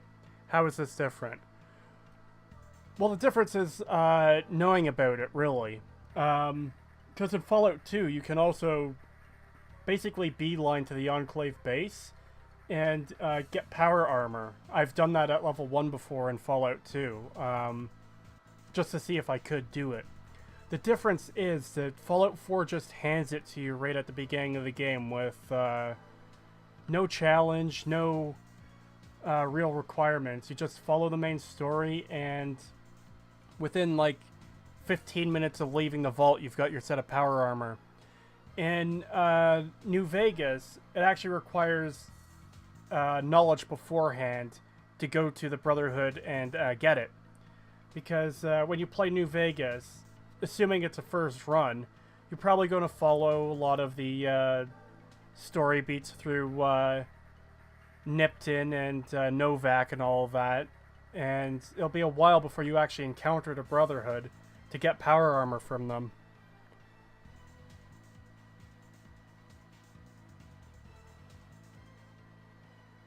Also, yeah, I think New Vegas requires power armor training. And you could just wear it by default in Fallout 4 as well.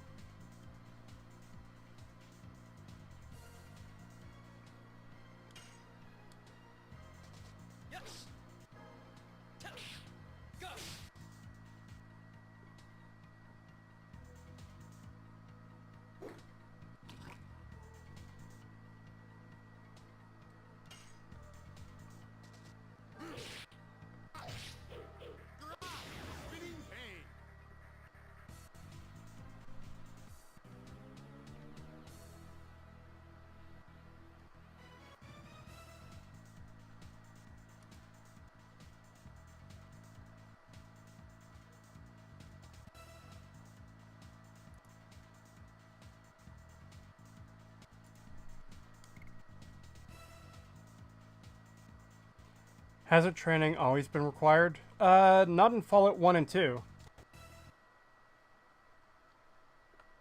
I think the power armor training is something Bethesda invented in Fallout 3, just so you're not getting this super powerful gear right at the start of the game. But, it's kind of ironic, actually, that, they end up doing that in Fallout 4, just giving it to you right away. So it just goes to show how their design philosophies have changed.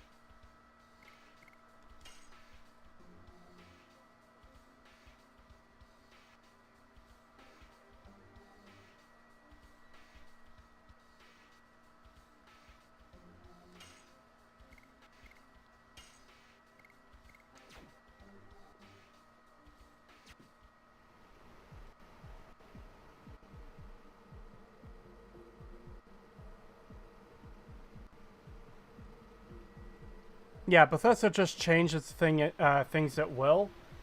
I was reading up on Elder Scrolls lore a month or two ago, and I've seen people describe Elder Scrolls lore as basically Schrodinger's lore. It's both true and untrue until the game confirms it, and even then, it's only for that game. Is a paraphrase of a quote I saw. Basically, they don't have internal consistency when it comes to lore. They just write whatever they want for the game they're making at the time, and generally disregard what's happened in previous games. So, Bethesda shoving the Brotherhood into 76 makes complete sense to them, because, hey, it's our lore, we'll do what we want. But, yeah. Shit. God damn it.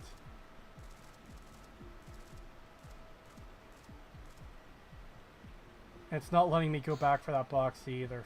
Fuck.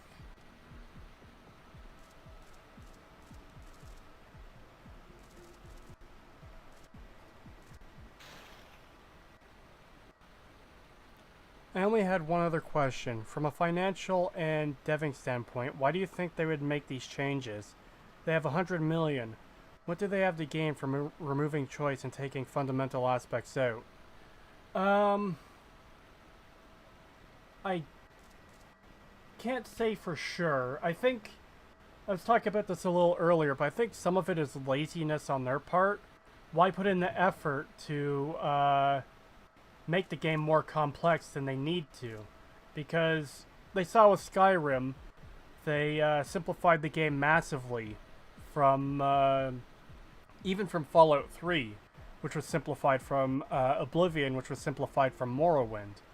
So I think the way they look at it is the more casualized it is, the more it appeals to more people, the more copies they'll sell. This is almost kind of proven with Skyrim because of just how many times they've ported it and how many times they've sold they've sold it to people. So yeah, I think it's just a combination of laziness and attempting to appeal to more people. You don't have to think too hard about choices if there aren't any choices, you know? That's good for the kind of people who just want to play looter shooters without much thought put into it.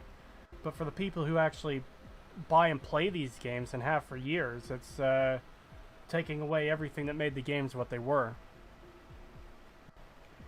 There's a power armor manual in Fallout 2, I think. I don't know. I do know I got power armor basically right away in Fallout 2 on a second playthrough that I didn't end up finishing.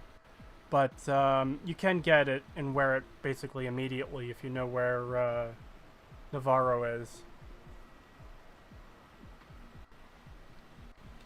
Also, Morrowind was simplified from Daggerfall, though that was mainly due to tech limitations at the time. Yeah, I wouldn't be surprised if Morrowind was simplified from Daggerfall. I haven't gotten to play Daggerfall yet. I've been meaning to, but just haven't gotten around to it. But even then, Morrowind is still a game that adds a lot to it as compared to the ones that follow it, which get simpler and simpler as we go along. It's hard to believe that Morrowind and Skyrim are the same series, you know? Especially since they're two games apart.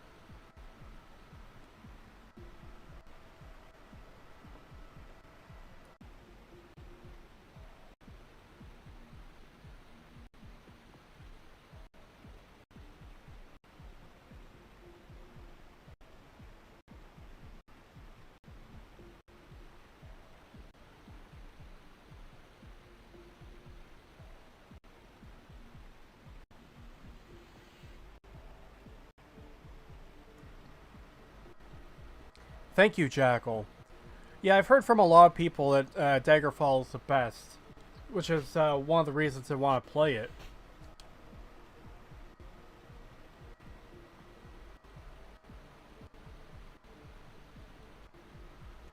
Yeah, they wanted to make all of Morrowind. That's why it's called Morrowind. But they only ended up doing the island of Ardenfell. I'm not sure how common knowledge that is or not, but yeah, Morrowind isn't just the island you see in the game Morrowind. It's an entire country or province.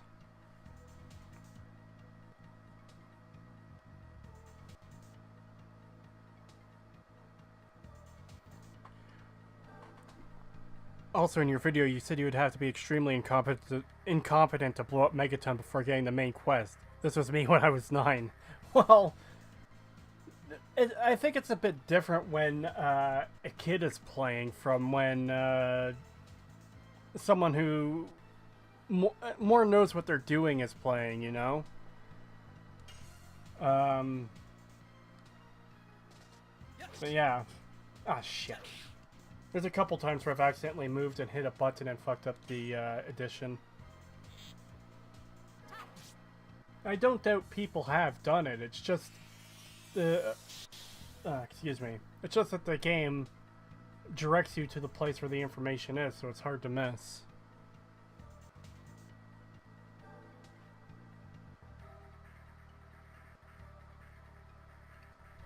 Did you know the entire map of Morrowind is in Skyrim? Yeah, I'm aware of that, but it's not fully modeled or anything, naturally. Yeah. There's problems with, this is bringing me back to Skyrim, but, last time I did play was during the Dragonborn, expansion, and it really pissed me off how much they changed about Solstheim, because there's just impossible changes over the 200-year period. Like, there's an ancient Nordic tomb that has this massive tower on Solstheim in Skyrim, but in Morrowind that doesn't exist at all. In Skyrim, there's a dwarven rune on Solstheim, which wasn't there in Morrowind. And some people might call that a nitpick, but you're actually changing this area to be completely different from what it once was.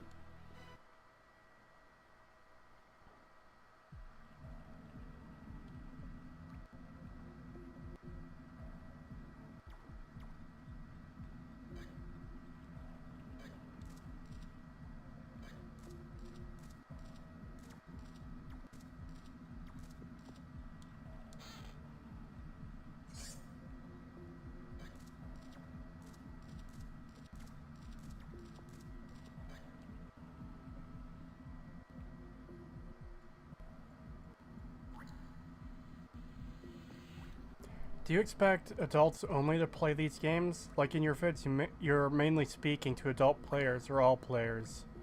No, I don't expect only adults would play these games, but I don't think all games should necessarily be designed for kids. So like, let's say you have a Fallout type game. I don't necessarily think it should be simplified just so kids can play it, even though technically they shouldn't be playing it anyways due to the age rating, but no one cares about that. I don't even care about the age rating thing, but you have to take into consideration that the audience you're designing it for. And yeah, I realize kids wouldn't have the attention span to watch a video like that, but in that case, the video isn't really for them, I guess. It's mainly for people who care about the overall quality of these games. You have to go urgent with patients because of COVID. Okay, good luck, Kronos. Hey, when's the next Fallout analysis coming? When I get my new computer, I'm going to start editing and recording it. Right now, I've been working on the script. There's still a lot of work to do on that, though, even. Congrats on 1K. Thank you.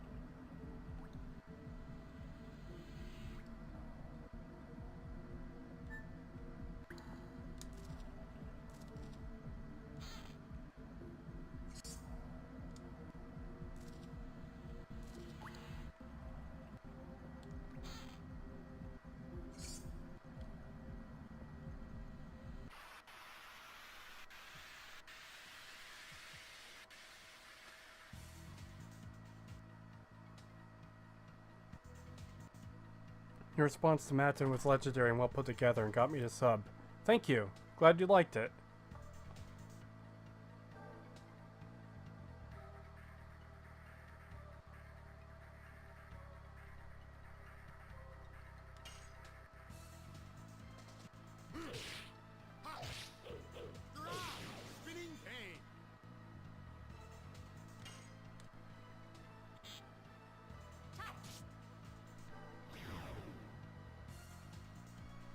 Why is your brand so overwhelmingly negative? Checkmate analysis, man. Well, I can't help it. I'm just this infinite ball of negative energy, I guess.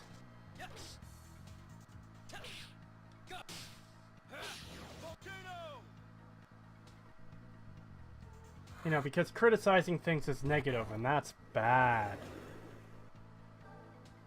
Also, what do you think will be in Fallout 5?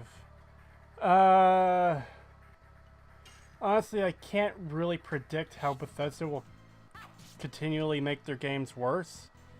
I'm not sure how much farther they can simplify or make their games worse, but,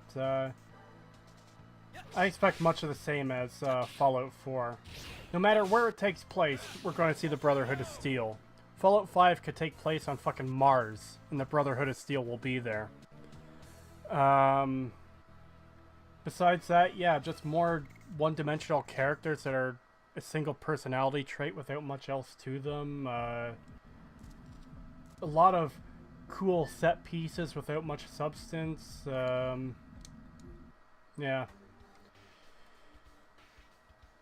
I don't have too much faith in Bethesda, in case it wasn't clear already. Microtransactions, oh my god. Don't give them the idea. Last thing we need are fucking microtransactions in single-player games. I wouldn't put it past Bethesda, though. Creation Club basically is microtransactions.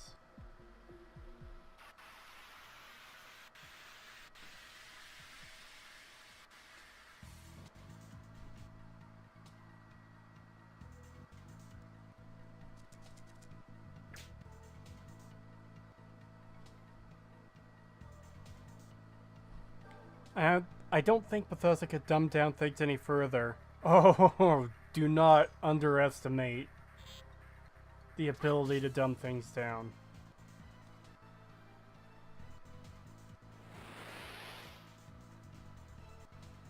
Fallout 5 takes place in 1950 and retcons the entire Great War, and only the Brotherhood of Steel are the only faction. Yeah, that, I wouldn't even put it past them.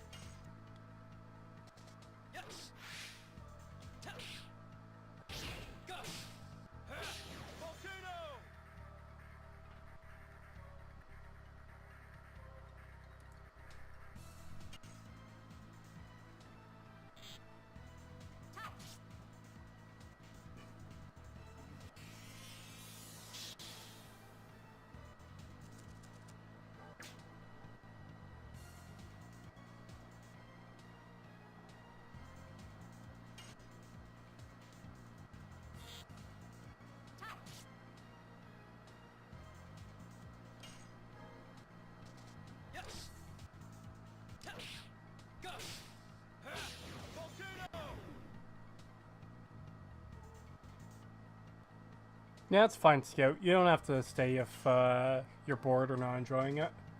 No one has to stay.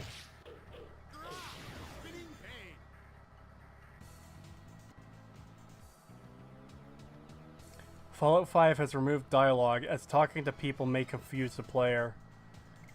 Yeah, have you ever seen that image where it shows the dialogue in Fallout 3, where it's, you know, the list of options? Then in Fallout 4, it's just the 4 options. Then for a potential Fallout 5, it's just a smiley face or a frowny face. Have you tried Fallout New California? No, I haven't.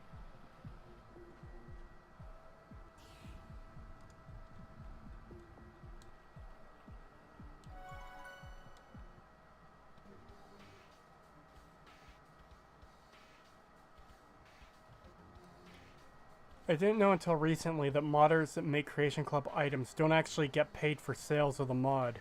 Yeah, that's something It's a Gundam talked about way back when the Creation Club controversy first happened. Yeah, it's pretty scummy on Bethesda's part. From what I've heard, the modders get a one-time payment up front, and then Bethesda gets all the profits from the actual mods being sold on the Creation Club. Like, that just shows how detached from the fanbase Bethesda is, that they're willing to monetize one of the most successful aspects of their games that make their games playable for so long. Because I understand Skyrim didn't have mods on the Switch, but one of the reasons that Skyrim has been playable for so long on PC, that it was on the high-ranking charts on Steam for so long, is because of the mods. Because the mods can fix most problems with the game.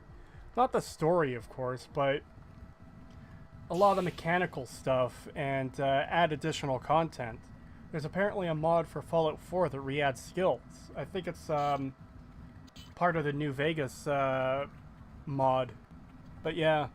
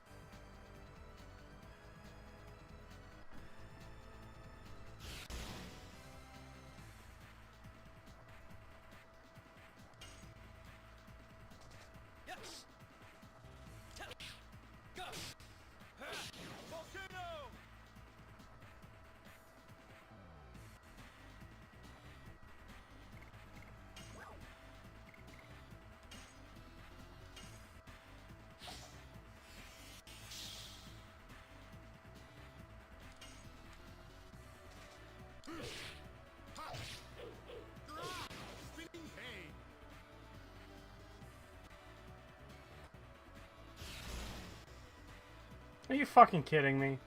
I just heal him from poison and it poisons him immediately.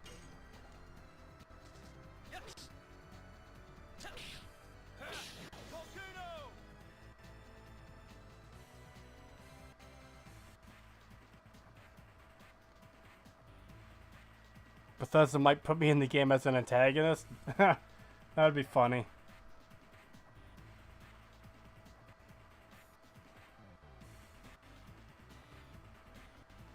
Yeah, I try to keep politics out of stuff. It's just such a messy topic, and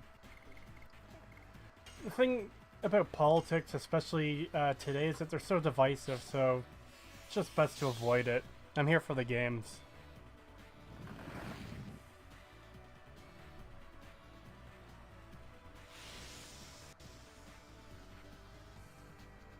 I swear to God, if Lavitz get... Okay, good. I was gonna be pissed if he got poisoned the third time in a row.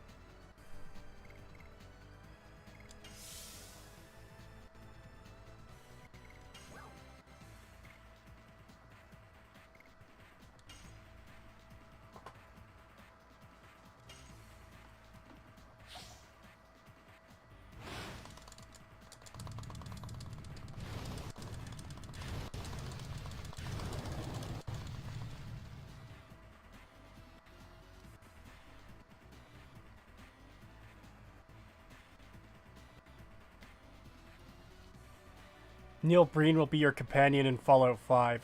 Someone said the other day that should be a mod, and I actually want to see that as a mod for Fallout 3 or New Vegas now. The Neil Breen companion. It's just like, an enemy appears and a fight starts, he just goes, "Who am I? What am I?" That would be so fucking funny.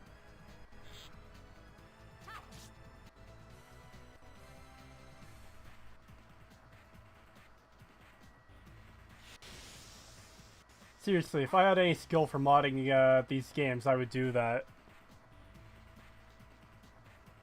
David Cage and Emil Pagliarulo working together. Oh my god. That's a horrifying prospect right there.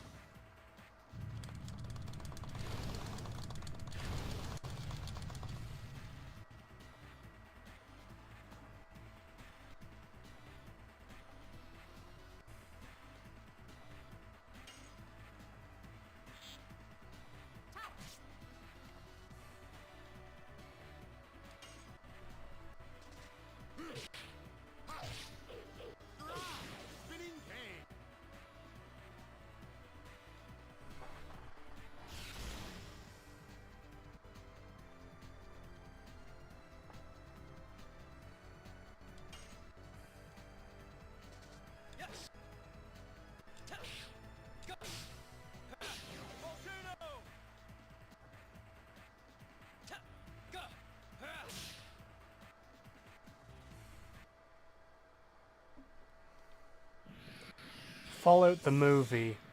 If you guys haven't seen it yet, TKS Mantis did a good video talking about the Fallout movie we almost got. And, my god.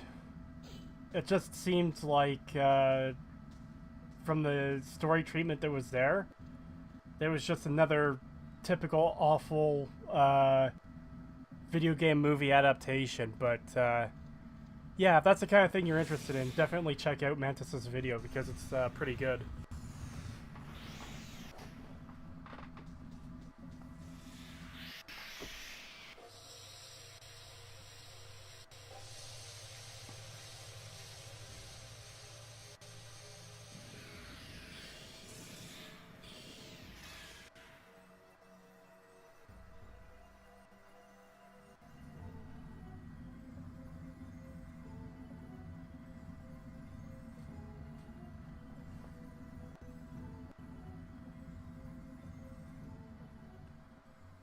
Yeah, just beat Ouroboros.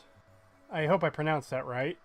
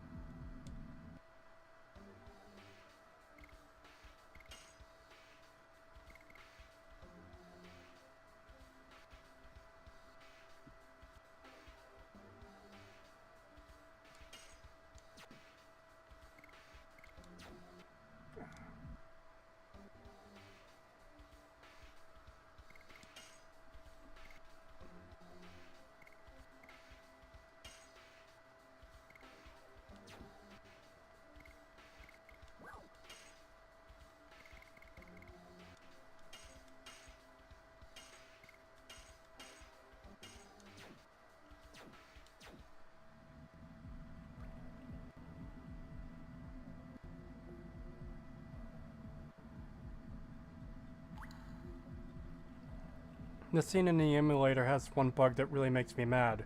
Those rays of light cause the screen to become all gray. It also happens in the battle with Lennis in Disc 2. Man, that does sound annoying. I don't remember that happening when I played, but I could definitely see why that would be annoying.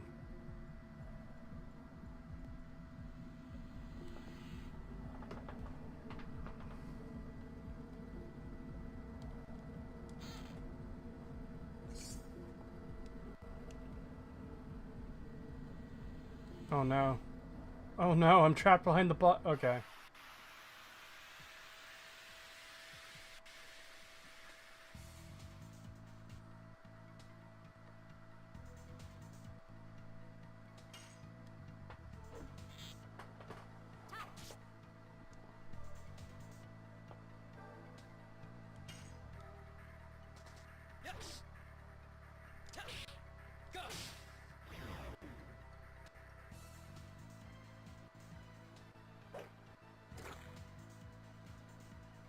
Ah, really?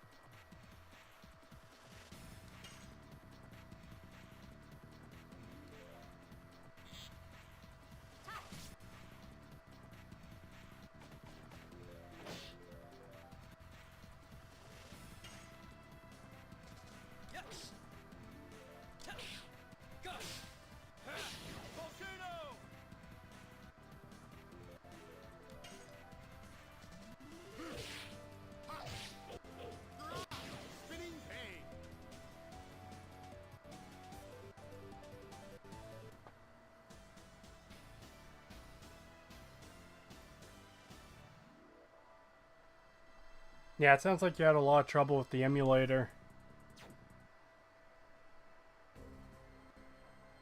I've got to say, I'm happy that this stream is going a lot better.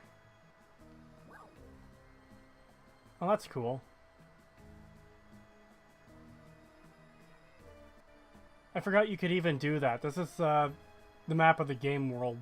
So, ah.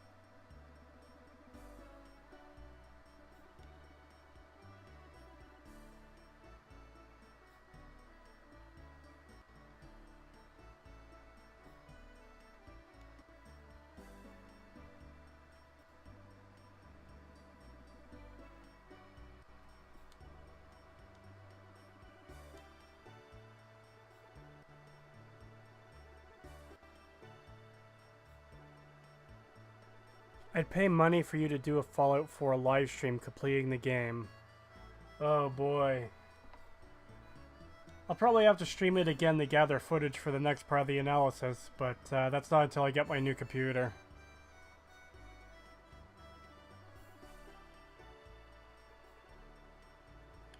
I still haven't played Knights of the Old Republic 2. Actually, I haven't finished it. I got stuck fairly early on in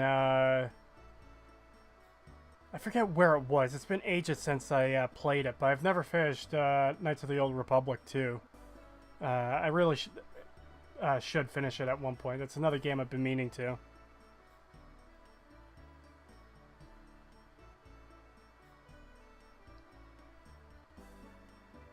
Loran, what I'm doing with Legend of Dragoon here is I put it on the PlayStation Mini. If you could get your hands on one for cheap, I recommend doing that because it's working well here so far. I haven't had any issues.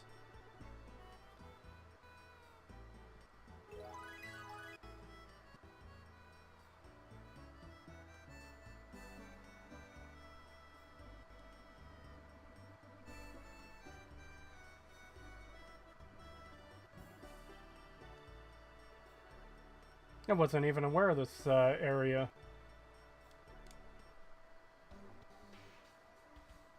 I did play Knights of the Old Republic 1, and I really enjoyed that game. That's actually one of the ones I was considering playing for today's stream at some point, but I'm not sure if I will or not yet. It depends on how long it takes to do certain things in the Morrowind and Legend of Dragoon streams here.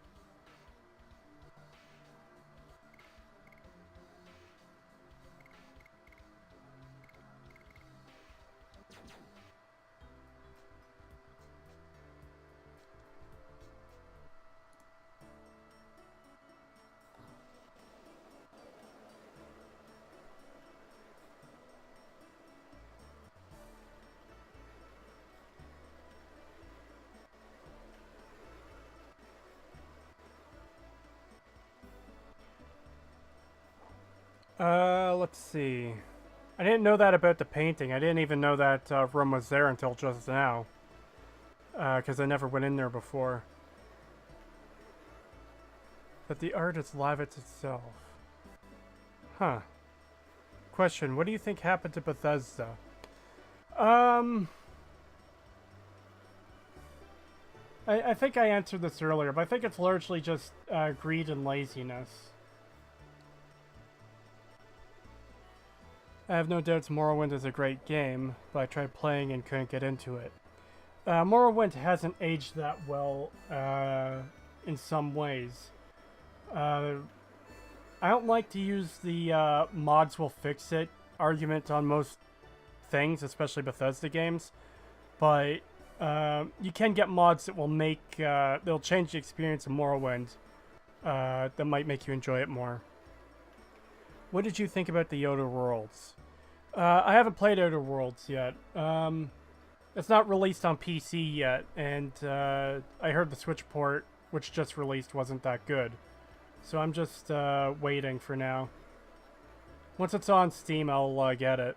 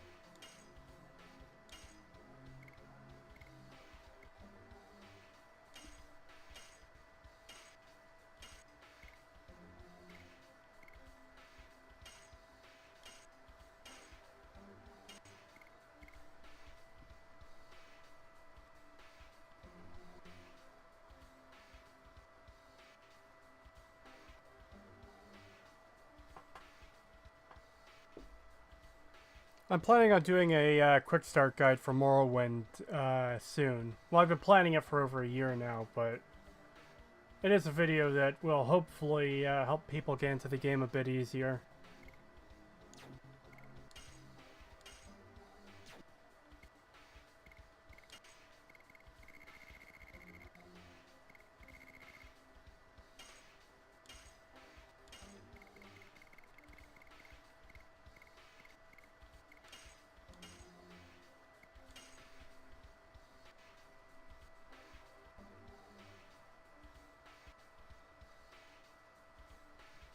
I've never played Life is Strange, but ER did a good video on it.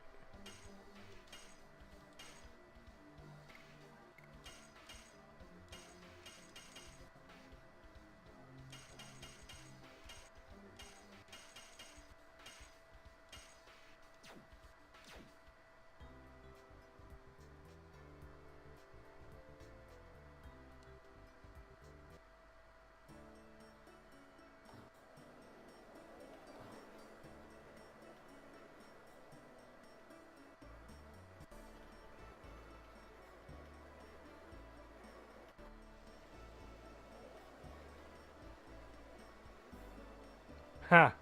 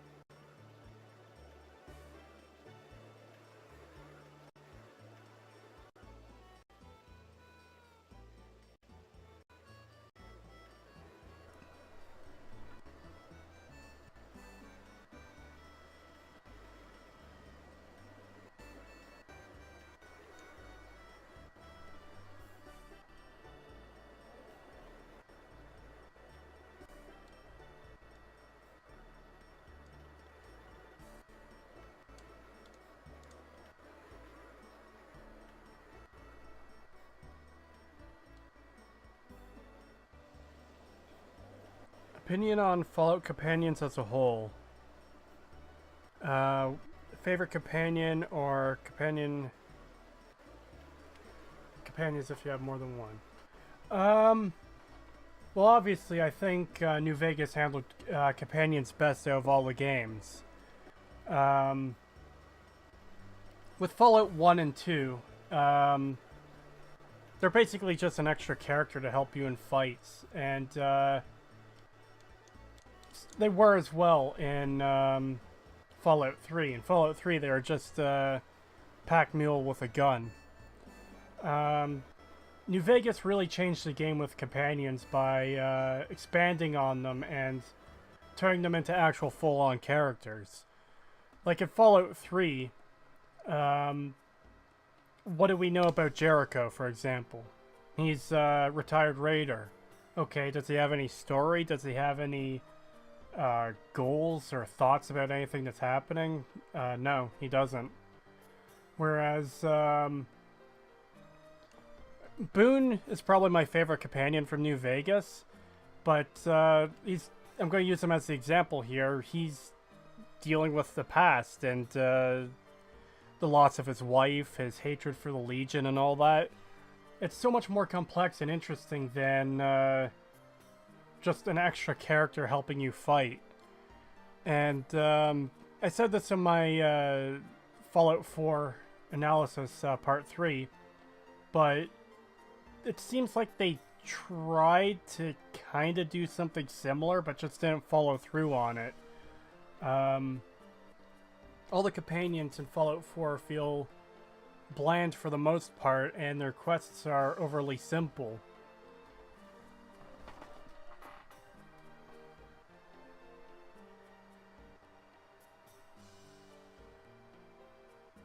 Have you ever played Twisted Metal? No, I haven't.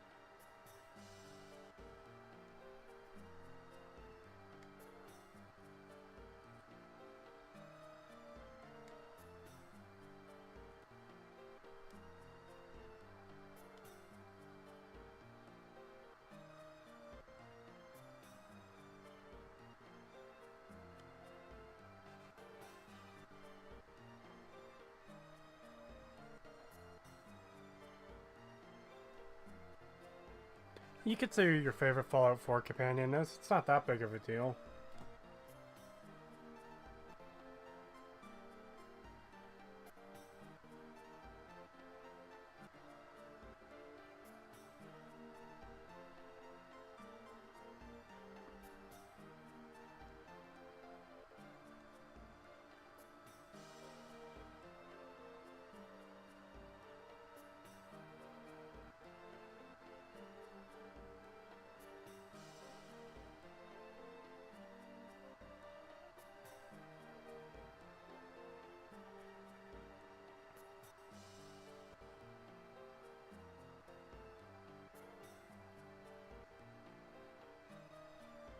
Yeah, I agree with that for the most part, Lauren. I mostly used Ian in Fallout 1.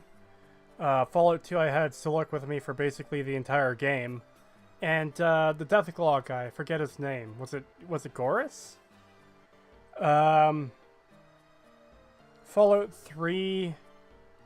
I think I mostly have Jericho in Fallout 3 and Boone in Fallout New Vegas. Deacon. Hmm.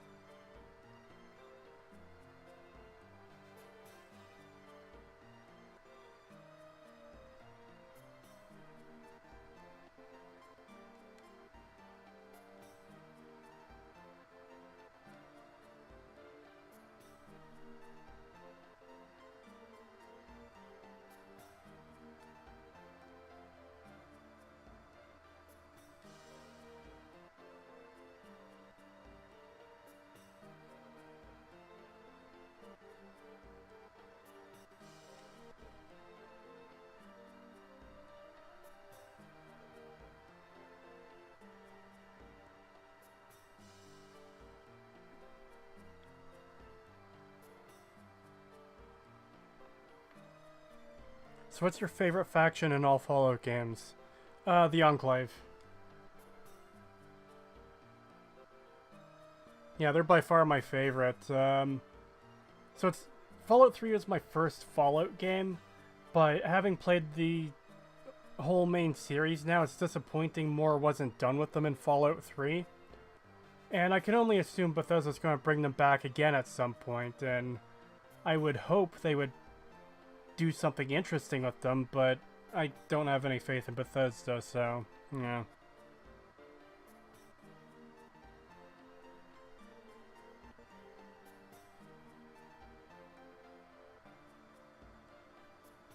Oh, we're about to get a cutscene.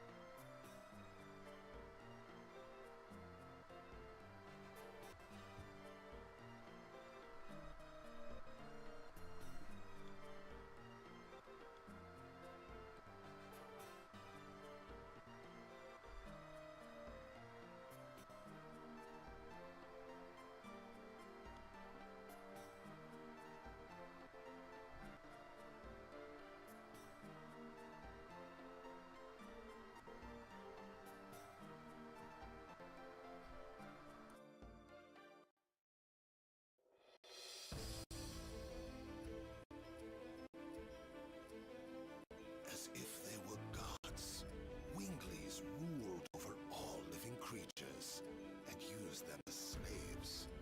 The enslaved suffered a terrible domination and injustice. Their anger turned to a flame of fury. Then a gust of wind blew throughout the lands, spreading the flame to a blazing fire. The wind was Emperor Diaz. 7 incarnations of dragons served the Emperor. Their bravery inspired people to take up arms. Thus began the Dragon Campaign. It was a harsh war. Both people and Winglies suffered countless injuries and fatalities. After a long period of suffering, it was the humans who acquired the future. The age of humans had begun.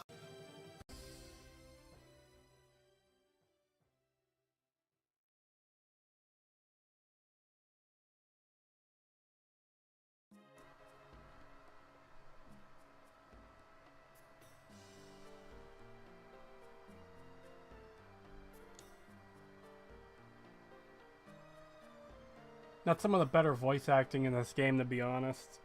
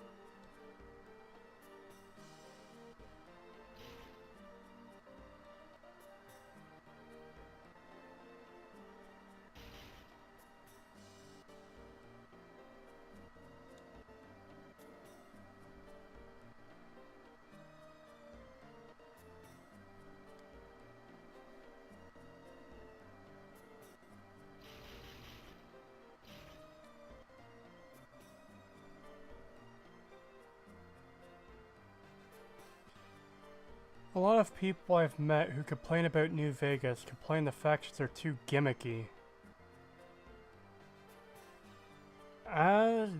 That's a weird one. I don't think they're gimmicky. I think, yeah,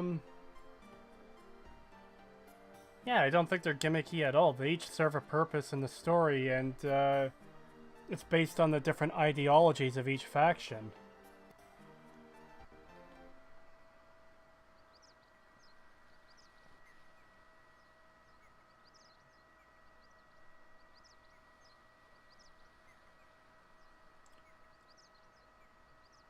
If anything, I would call the Fallout 4 factions gimmicky, because if we compare them, the factions in New Vegas are fleshed out and are complex.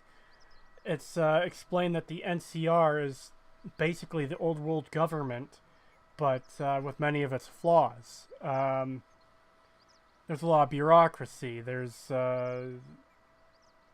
you know, they can't tend to everyone type thing. They're too big, in a way.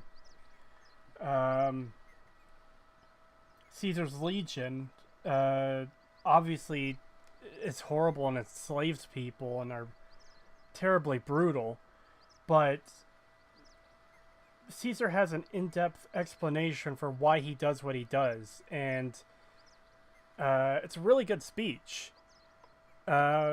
As for Fallout 4, what are the Minutemen? Oh, they want to help people. They're based on some historical thing, I guess. They dress in old-timey clothes. That's way more gimmicky to me. The Railroad. They want to help synths. Okay. But it's like,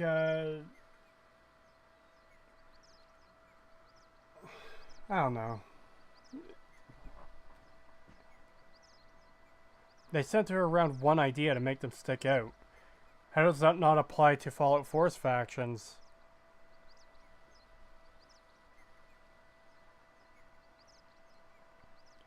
One thing I feel New Vegas benefits from is that factions contain many different viewpoints on various problems, in contrast to 4 centering entirely around synths.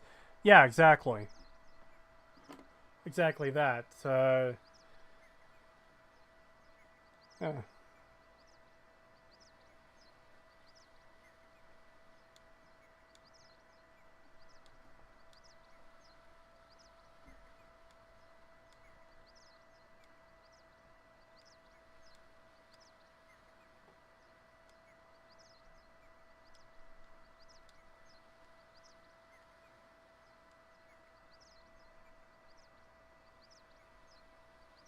There's a militia active right now called the Minutemen.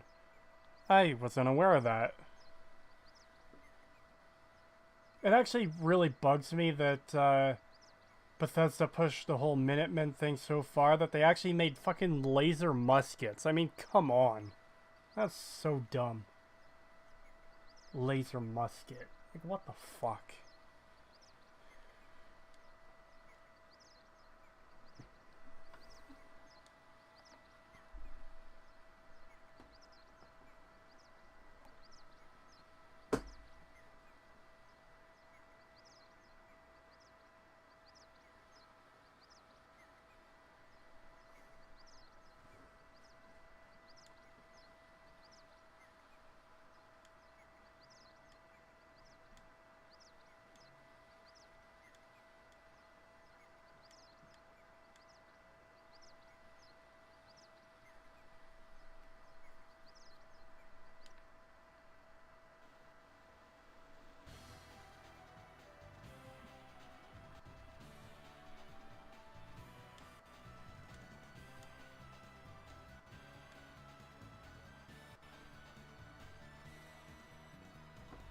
Yeah, Caesar is a great character in New Vegas. I really wish they had more time to expand on the Legion.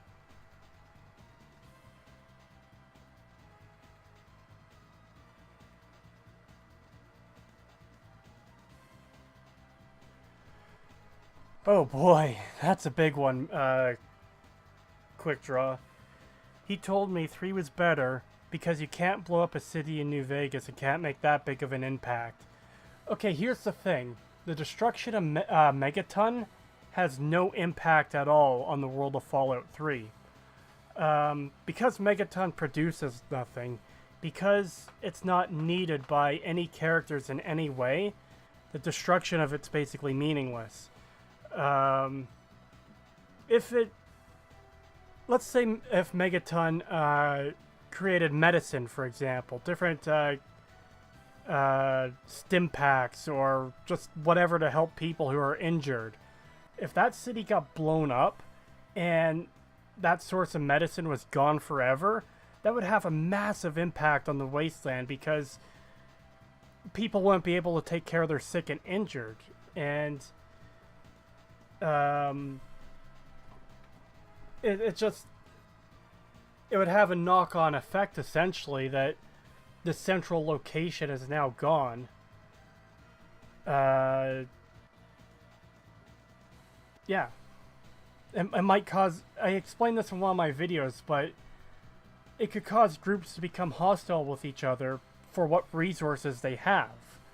But because Megaton doesn't produce anything, because it's just a location you can blow up, it has no impact on the world, and no impact is ever really shown. What impact would blowing up Freeside have?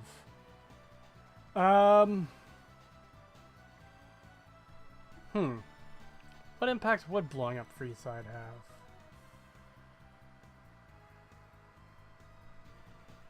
I'm not sure off the top of my head. I haven't really thought of it. I'm sure the kings serve some kind of important purpose.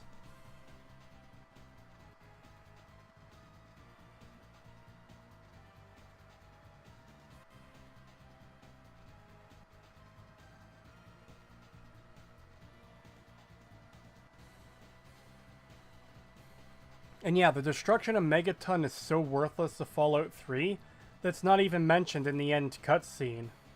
The end slideshow. You'll see a slide of the nuke going off, but nothing is said over top of it. If it actually had impact on the wasteland, you'd have Ron Perlman saying, "The destruction of Megaton caused countless deaths, blah blah blah blah blah blah blah blah," because of the knock-on effect it would have upon the world. And the best example of this is, once again, going back to Necropolis in Fallout 1. If you fail to repair their water pump, they'll die out, and the game just tells you outright, without their water, the ghouls learned the true meaning of dehydration, and they all died out.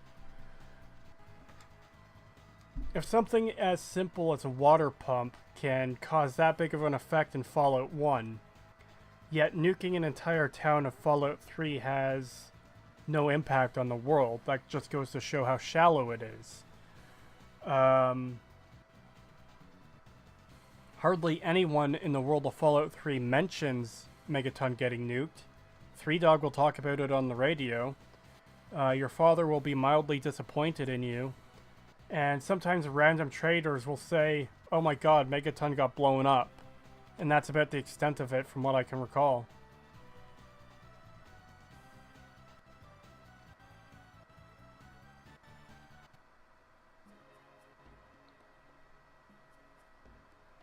Is there something you do every time you play a Fallout game?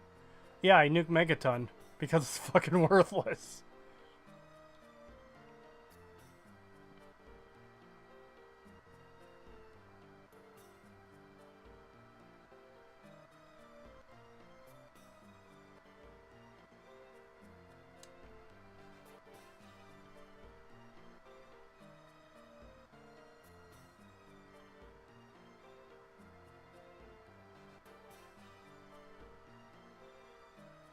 Yeah, that's a decent example, Scout.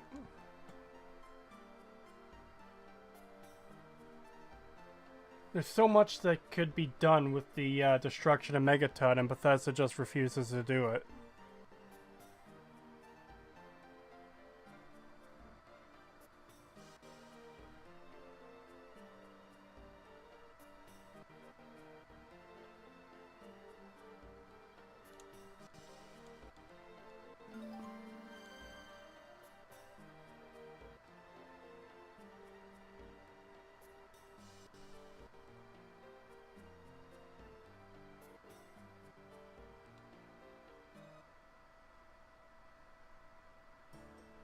Yeah, anytime I play Fallout 3, I kill everyone in Megaton, I loot all the valuables from it, and I blow it up. And since I did that every single time, I didn't even know Moira could survive the explosion, because why the fuck would you leave anyone alive and not take all the valuable loot? It's actually beneficial killing her because you get the key to her locker.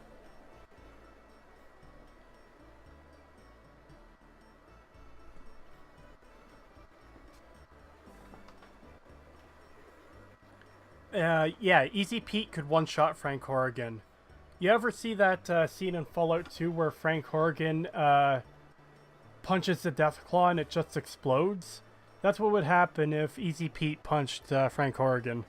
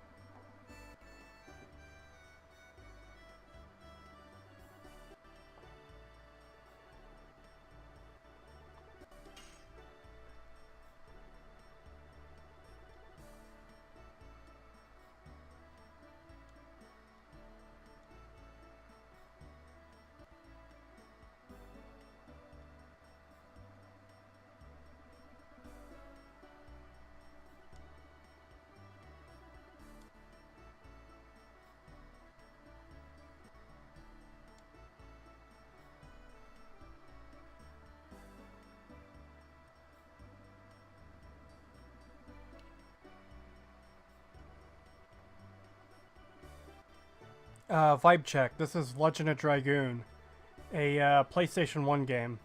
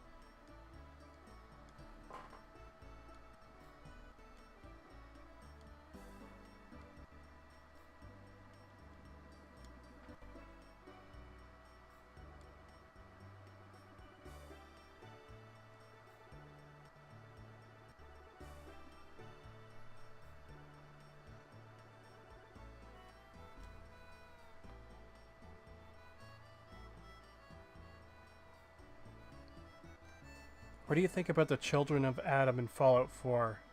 Couldn't stand them. I think the followers of Adam in Fallout 3 were bad enough, but the fact that they evolved into a full-on cult and they just go around trying to irradiate people or living in the glowing sea is fucking stupid. Couldn't stand them at all in Fallout 4.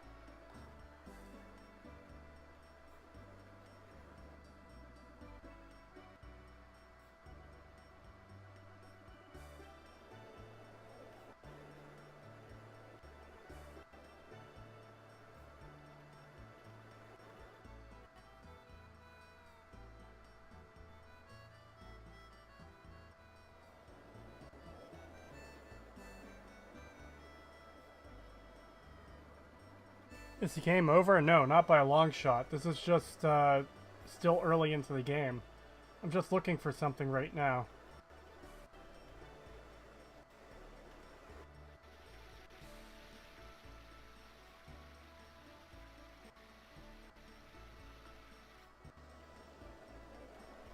Ah.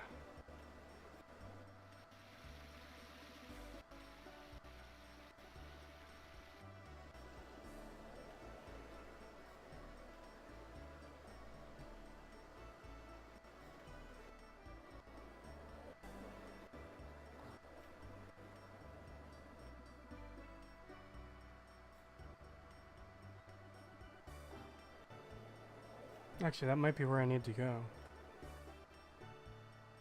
Do you prefer Dr. Breen or President Eden? Neil Breen, obviously. No, Dr. Breen in Fallout, what am I saying? Dr. Breen in Half-Life 2 is a better antagonist than Eden. Eden is just garbage.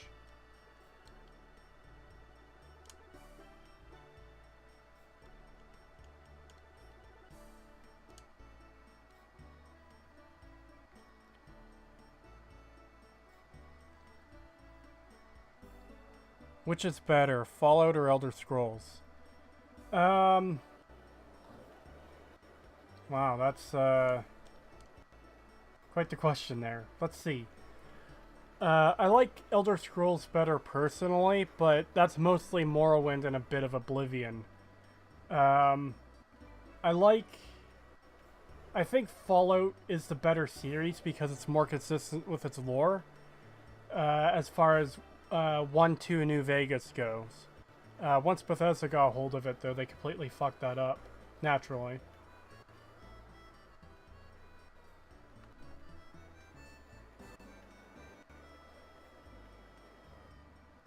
Yeah, Breen has a good personality for an antagonist.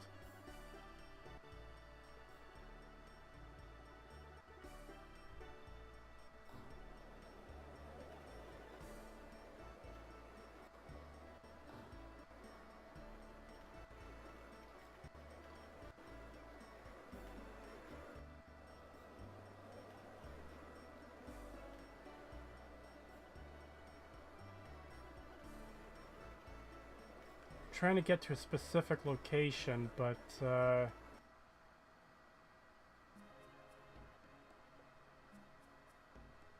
having trouble.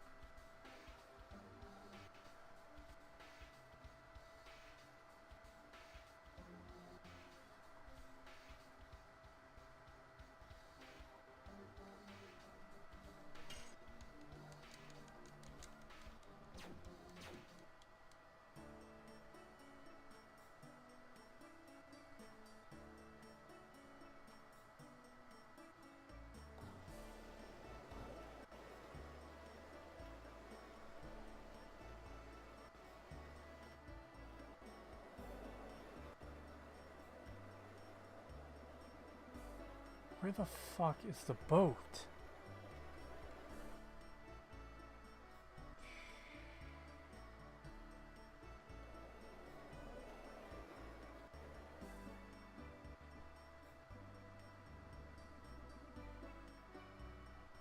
I'm not going to spend any more time on this. I can come back and get it later.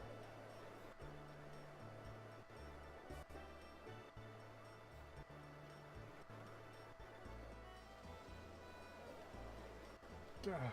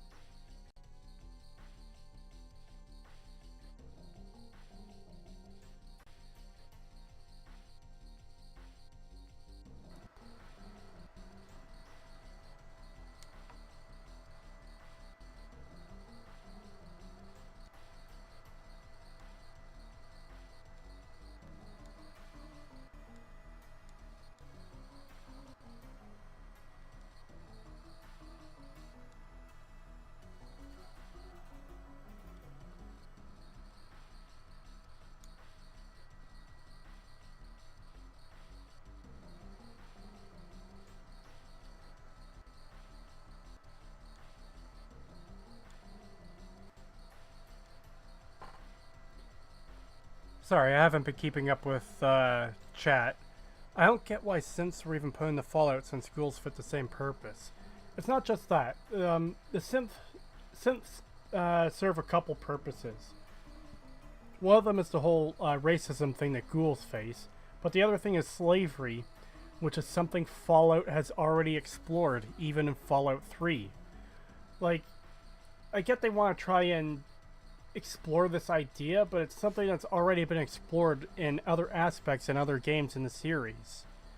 They didn't do anything interesting with the synths.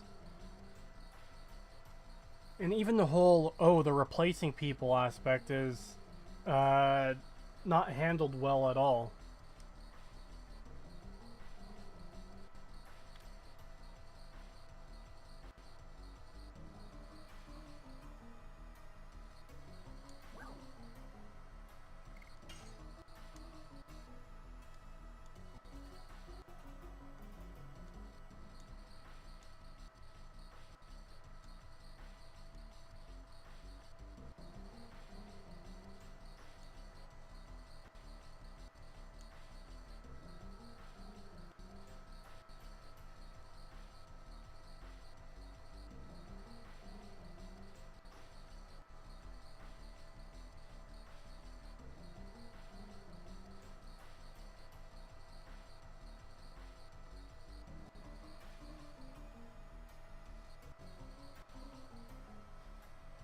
Yeah, an entire game about the synths is really silly.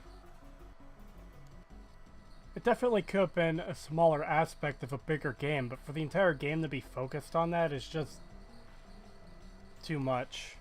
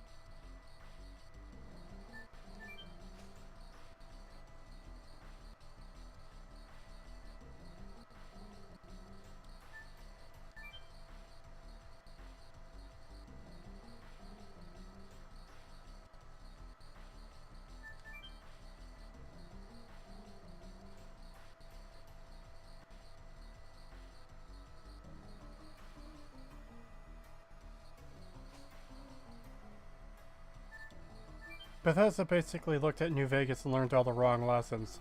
Yeah, that's the thing, is they only took the surface level aspects from it and nothing else.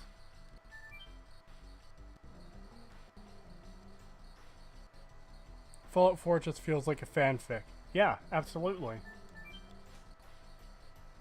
I think that's the best way to describe Fallout 4 and Fallout 3 is they're bad fanfictions that, yeah, bad fanfictions. Because they take the ideas and iconography of Fallout, but they don't truly understand them. They don't use them. I don't want to say properly. They don't use them to the effectiveness they could. Again, going back to Megaton, the idea of nuking a town. Something like that could work if handled properly, but for whatever reason, it's just nothing. You know, nothing. It doesn't serve any purpose. It doesn't change anything in the world. It just exists to be a place you can blow up because, haha, look at the nuke go off, I guess.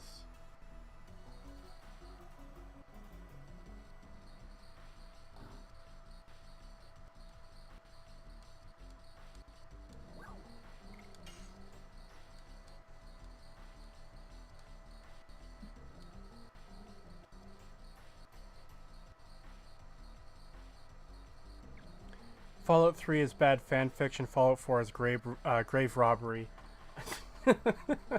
That's one way of looking at it for sure. Yeah. Yeah, it's like taking a corpse and beating it with a bat. That's what they're doing.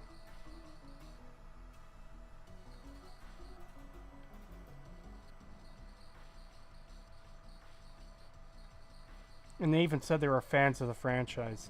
Yeah, that's a weird one to me.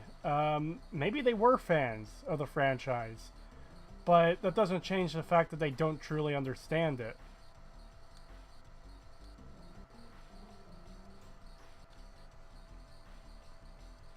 And maybe it was PR, like you say.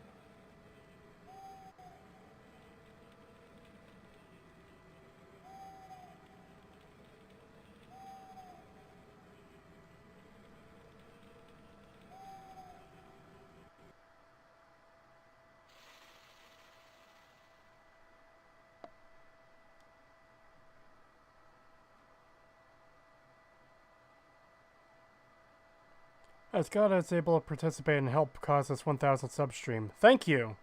It's much appreciated. You say synth like simp. And since you play a female character, I kept laughing. Yeah, that's not the intention. I suppose I get a bit lazy with how I say some words. And since I had to say synth so many times during the videos, I just kind of simplified it, funny enough. So, yeah.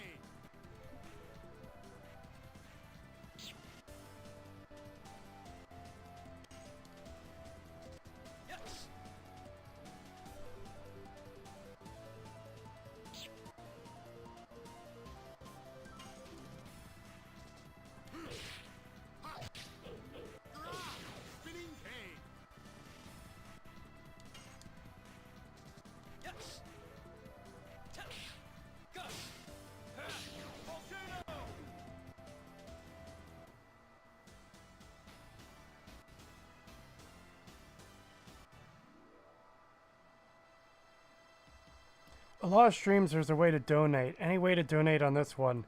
No, not right now. I haven't enabled super chats or anything yet.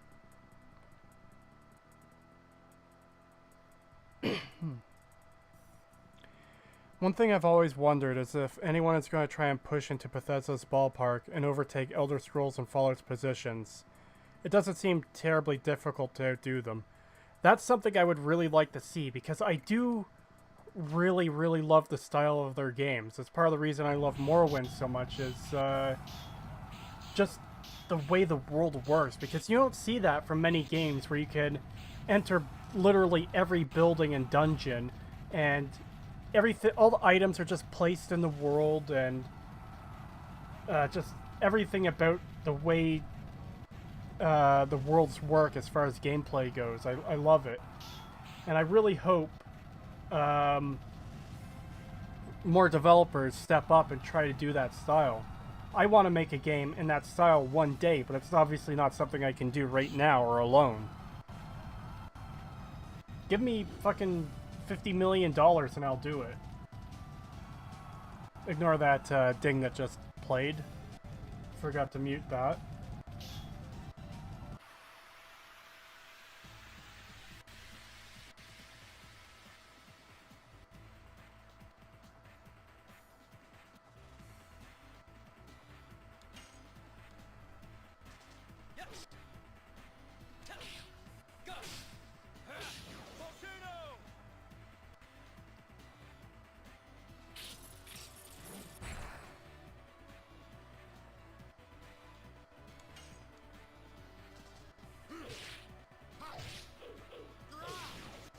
And look at that, Shredder is a boss in this game.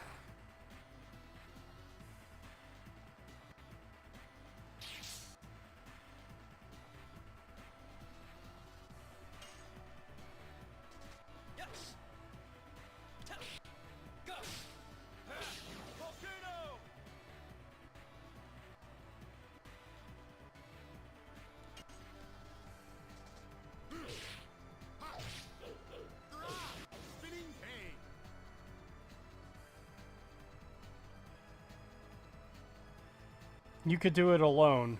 Nothing is impossible if you put your mind to it. Well, I appreciate the sentiment. You're talking about literally creating, like, a massive world all by yourself. I might be able to do such a thing alone, but it would probably take decades to put together a world like Morrowind alone.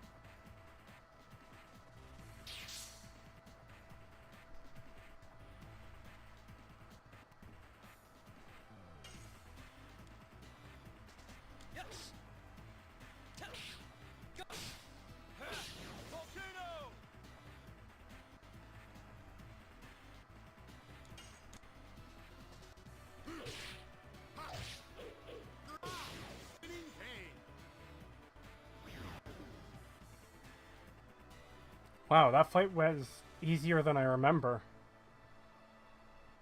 The creator of Unturned was 14 years old when he made the game. Yeah, I remember hearing about that back when the Starbound controversy was going on because people compared them and made fun of Chucklefuck for it. Yeah, Unturned is a fun little game, for sure. But again, I think there's a difference between that and something like Morrowind because there's just so much detail to something like Morrowind.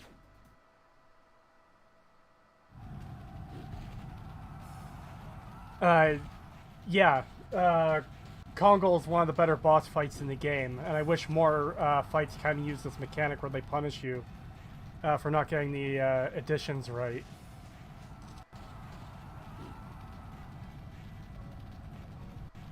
I'm going to end this section of the stream after this fight and move on to the next game. It's about on schedule for what I assumed it would take.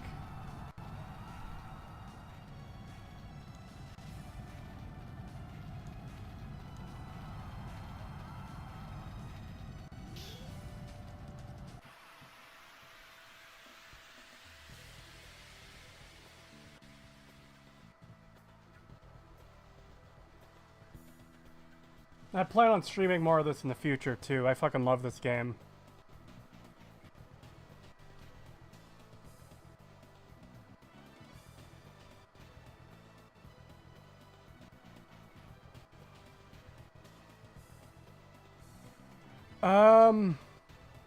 I've got a lot of criticisms for Starbound, but I'm kind of so into the game currently that, or this game currently, that it's hard for me to like recall them and talk about them right now. But basically, Chucklefish promised a lot and delivered on very little of it. And what they did deliver on, most of it was half-assed. They seem to have no clue what they were doing during development, constantly contradicting themselves and each other, and creating entire new mechanics that made old ones irrelevant, and just the entire thing was a complete mess. And they promised to have this dark and mature story, this big story for their game, and it just turned out there's some evil monster, this generic evil monster that wants to destroy the universe. So you gotta do it. You gotta beat him. It's really bad.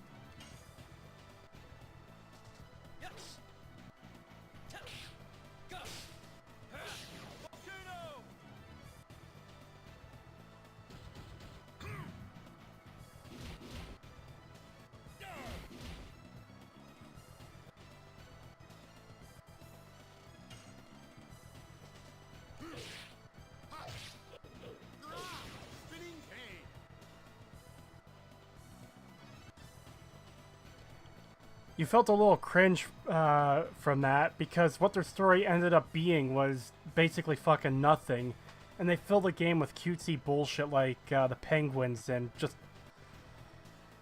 There's a lot to talk about fucking Starbound. Like I said, I plan on doing a video on it one day. But it's going to require a lot of... Oh, shit. It's going to require a lot of research to get all the background information for how development went. Because there's a lot of rumors and stuff that I need to verify, too. There's a rumor that the main guy behind Starbound, Tayuri, allegedly plagiarized sprites from old Final Fantasy game for Terraria, because he was part of the dev team there. But I don't know how true that is, so I'm going to have to look it up.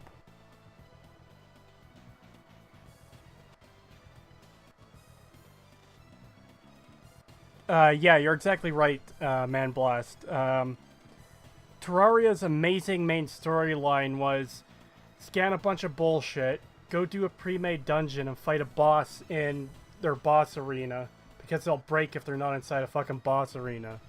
And that just goes to show how poorly it's made in compared to Terraria.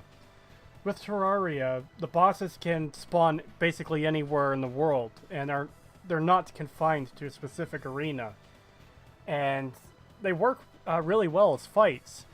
But with Starbound, the bosses they originally put into the game kept breaking without being in an arena. So they just had to throw all of them into a pre-made dungeon where you couldn't place blocks, you couldn't remove blocks. And, yeah, it was just fucking horrible all the way around. Like, what a fantastic main story. Just go scan bullshit and fight a boss.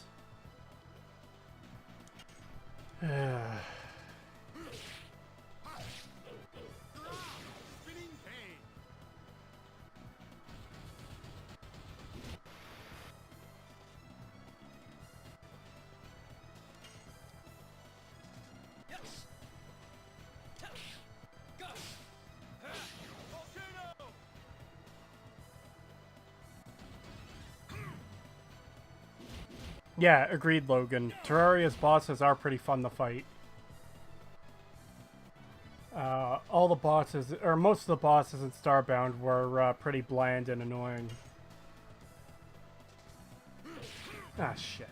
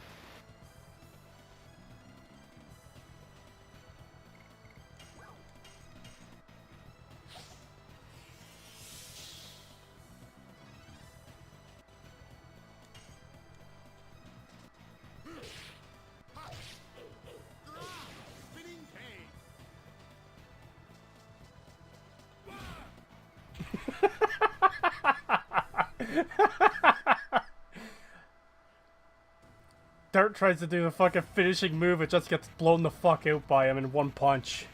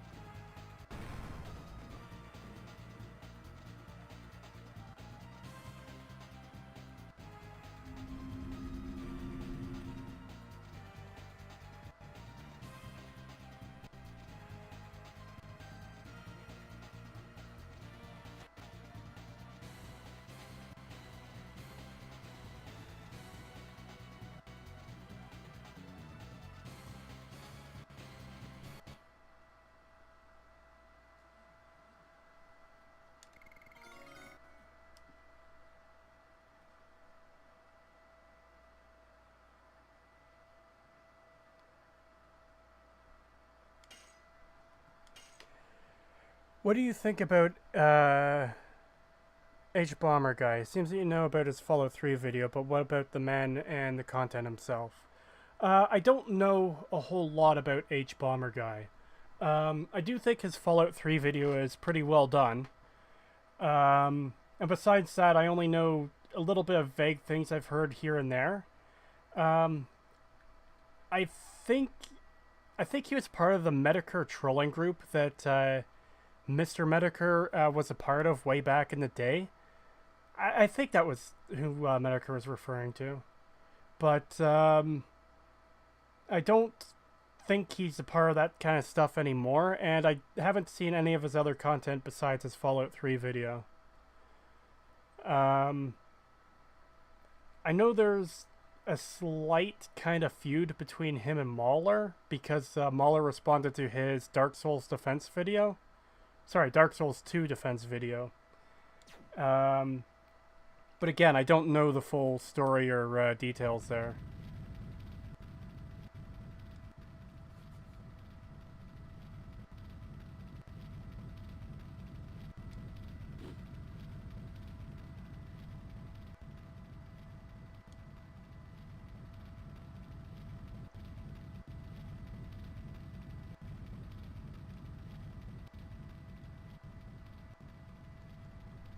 And yeah, Rose is one of the best characters in the game.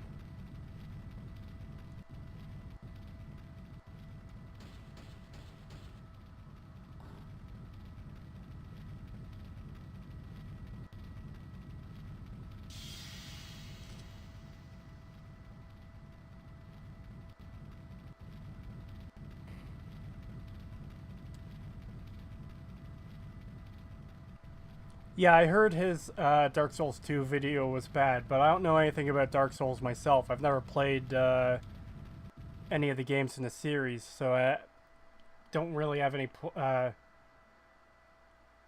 don't have a reference point to judge it from.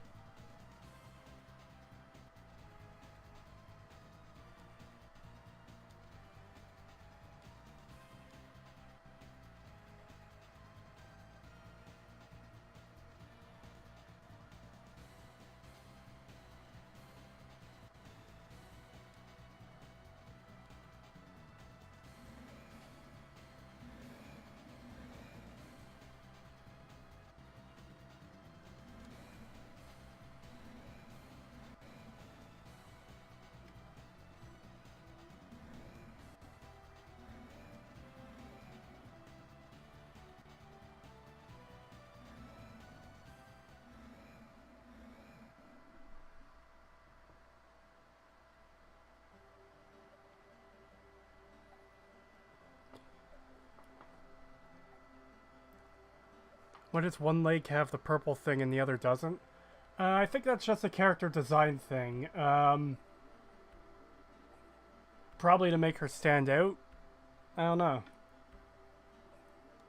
Yeah, there's a save point up there.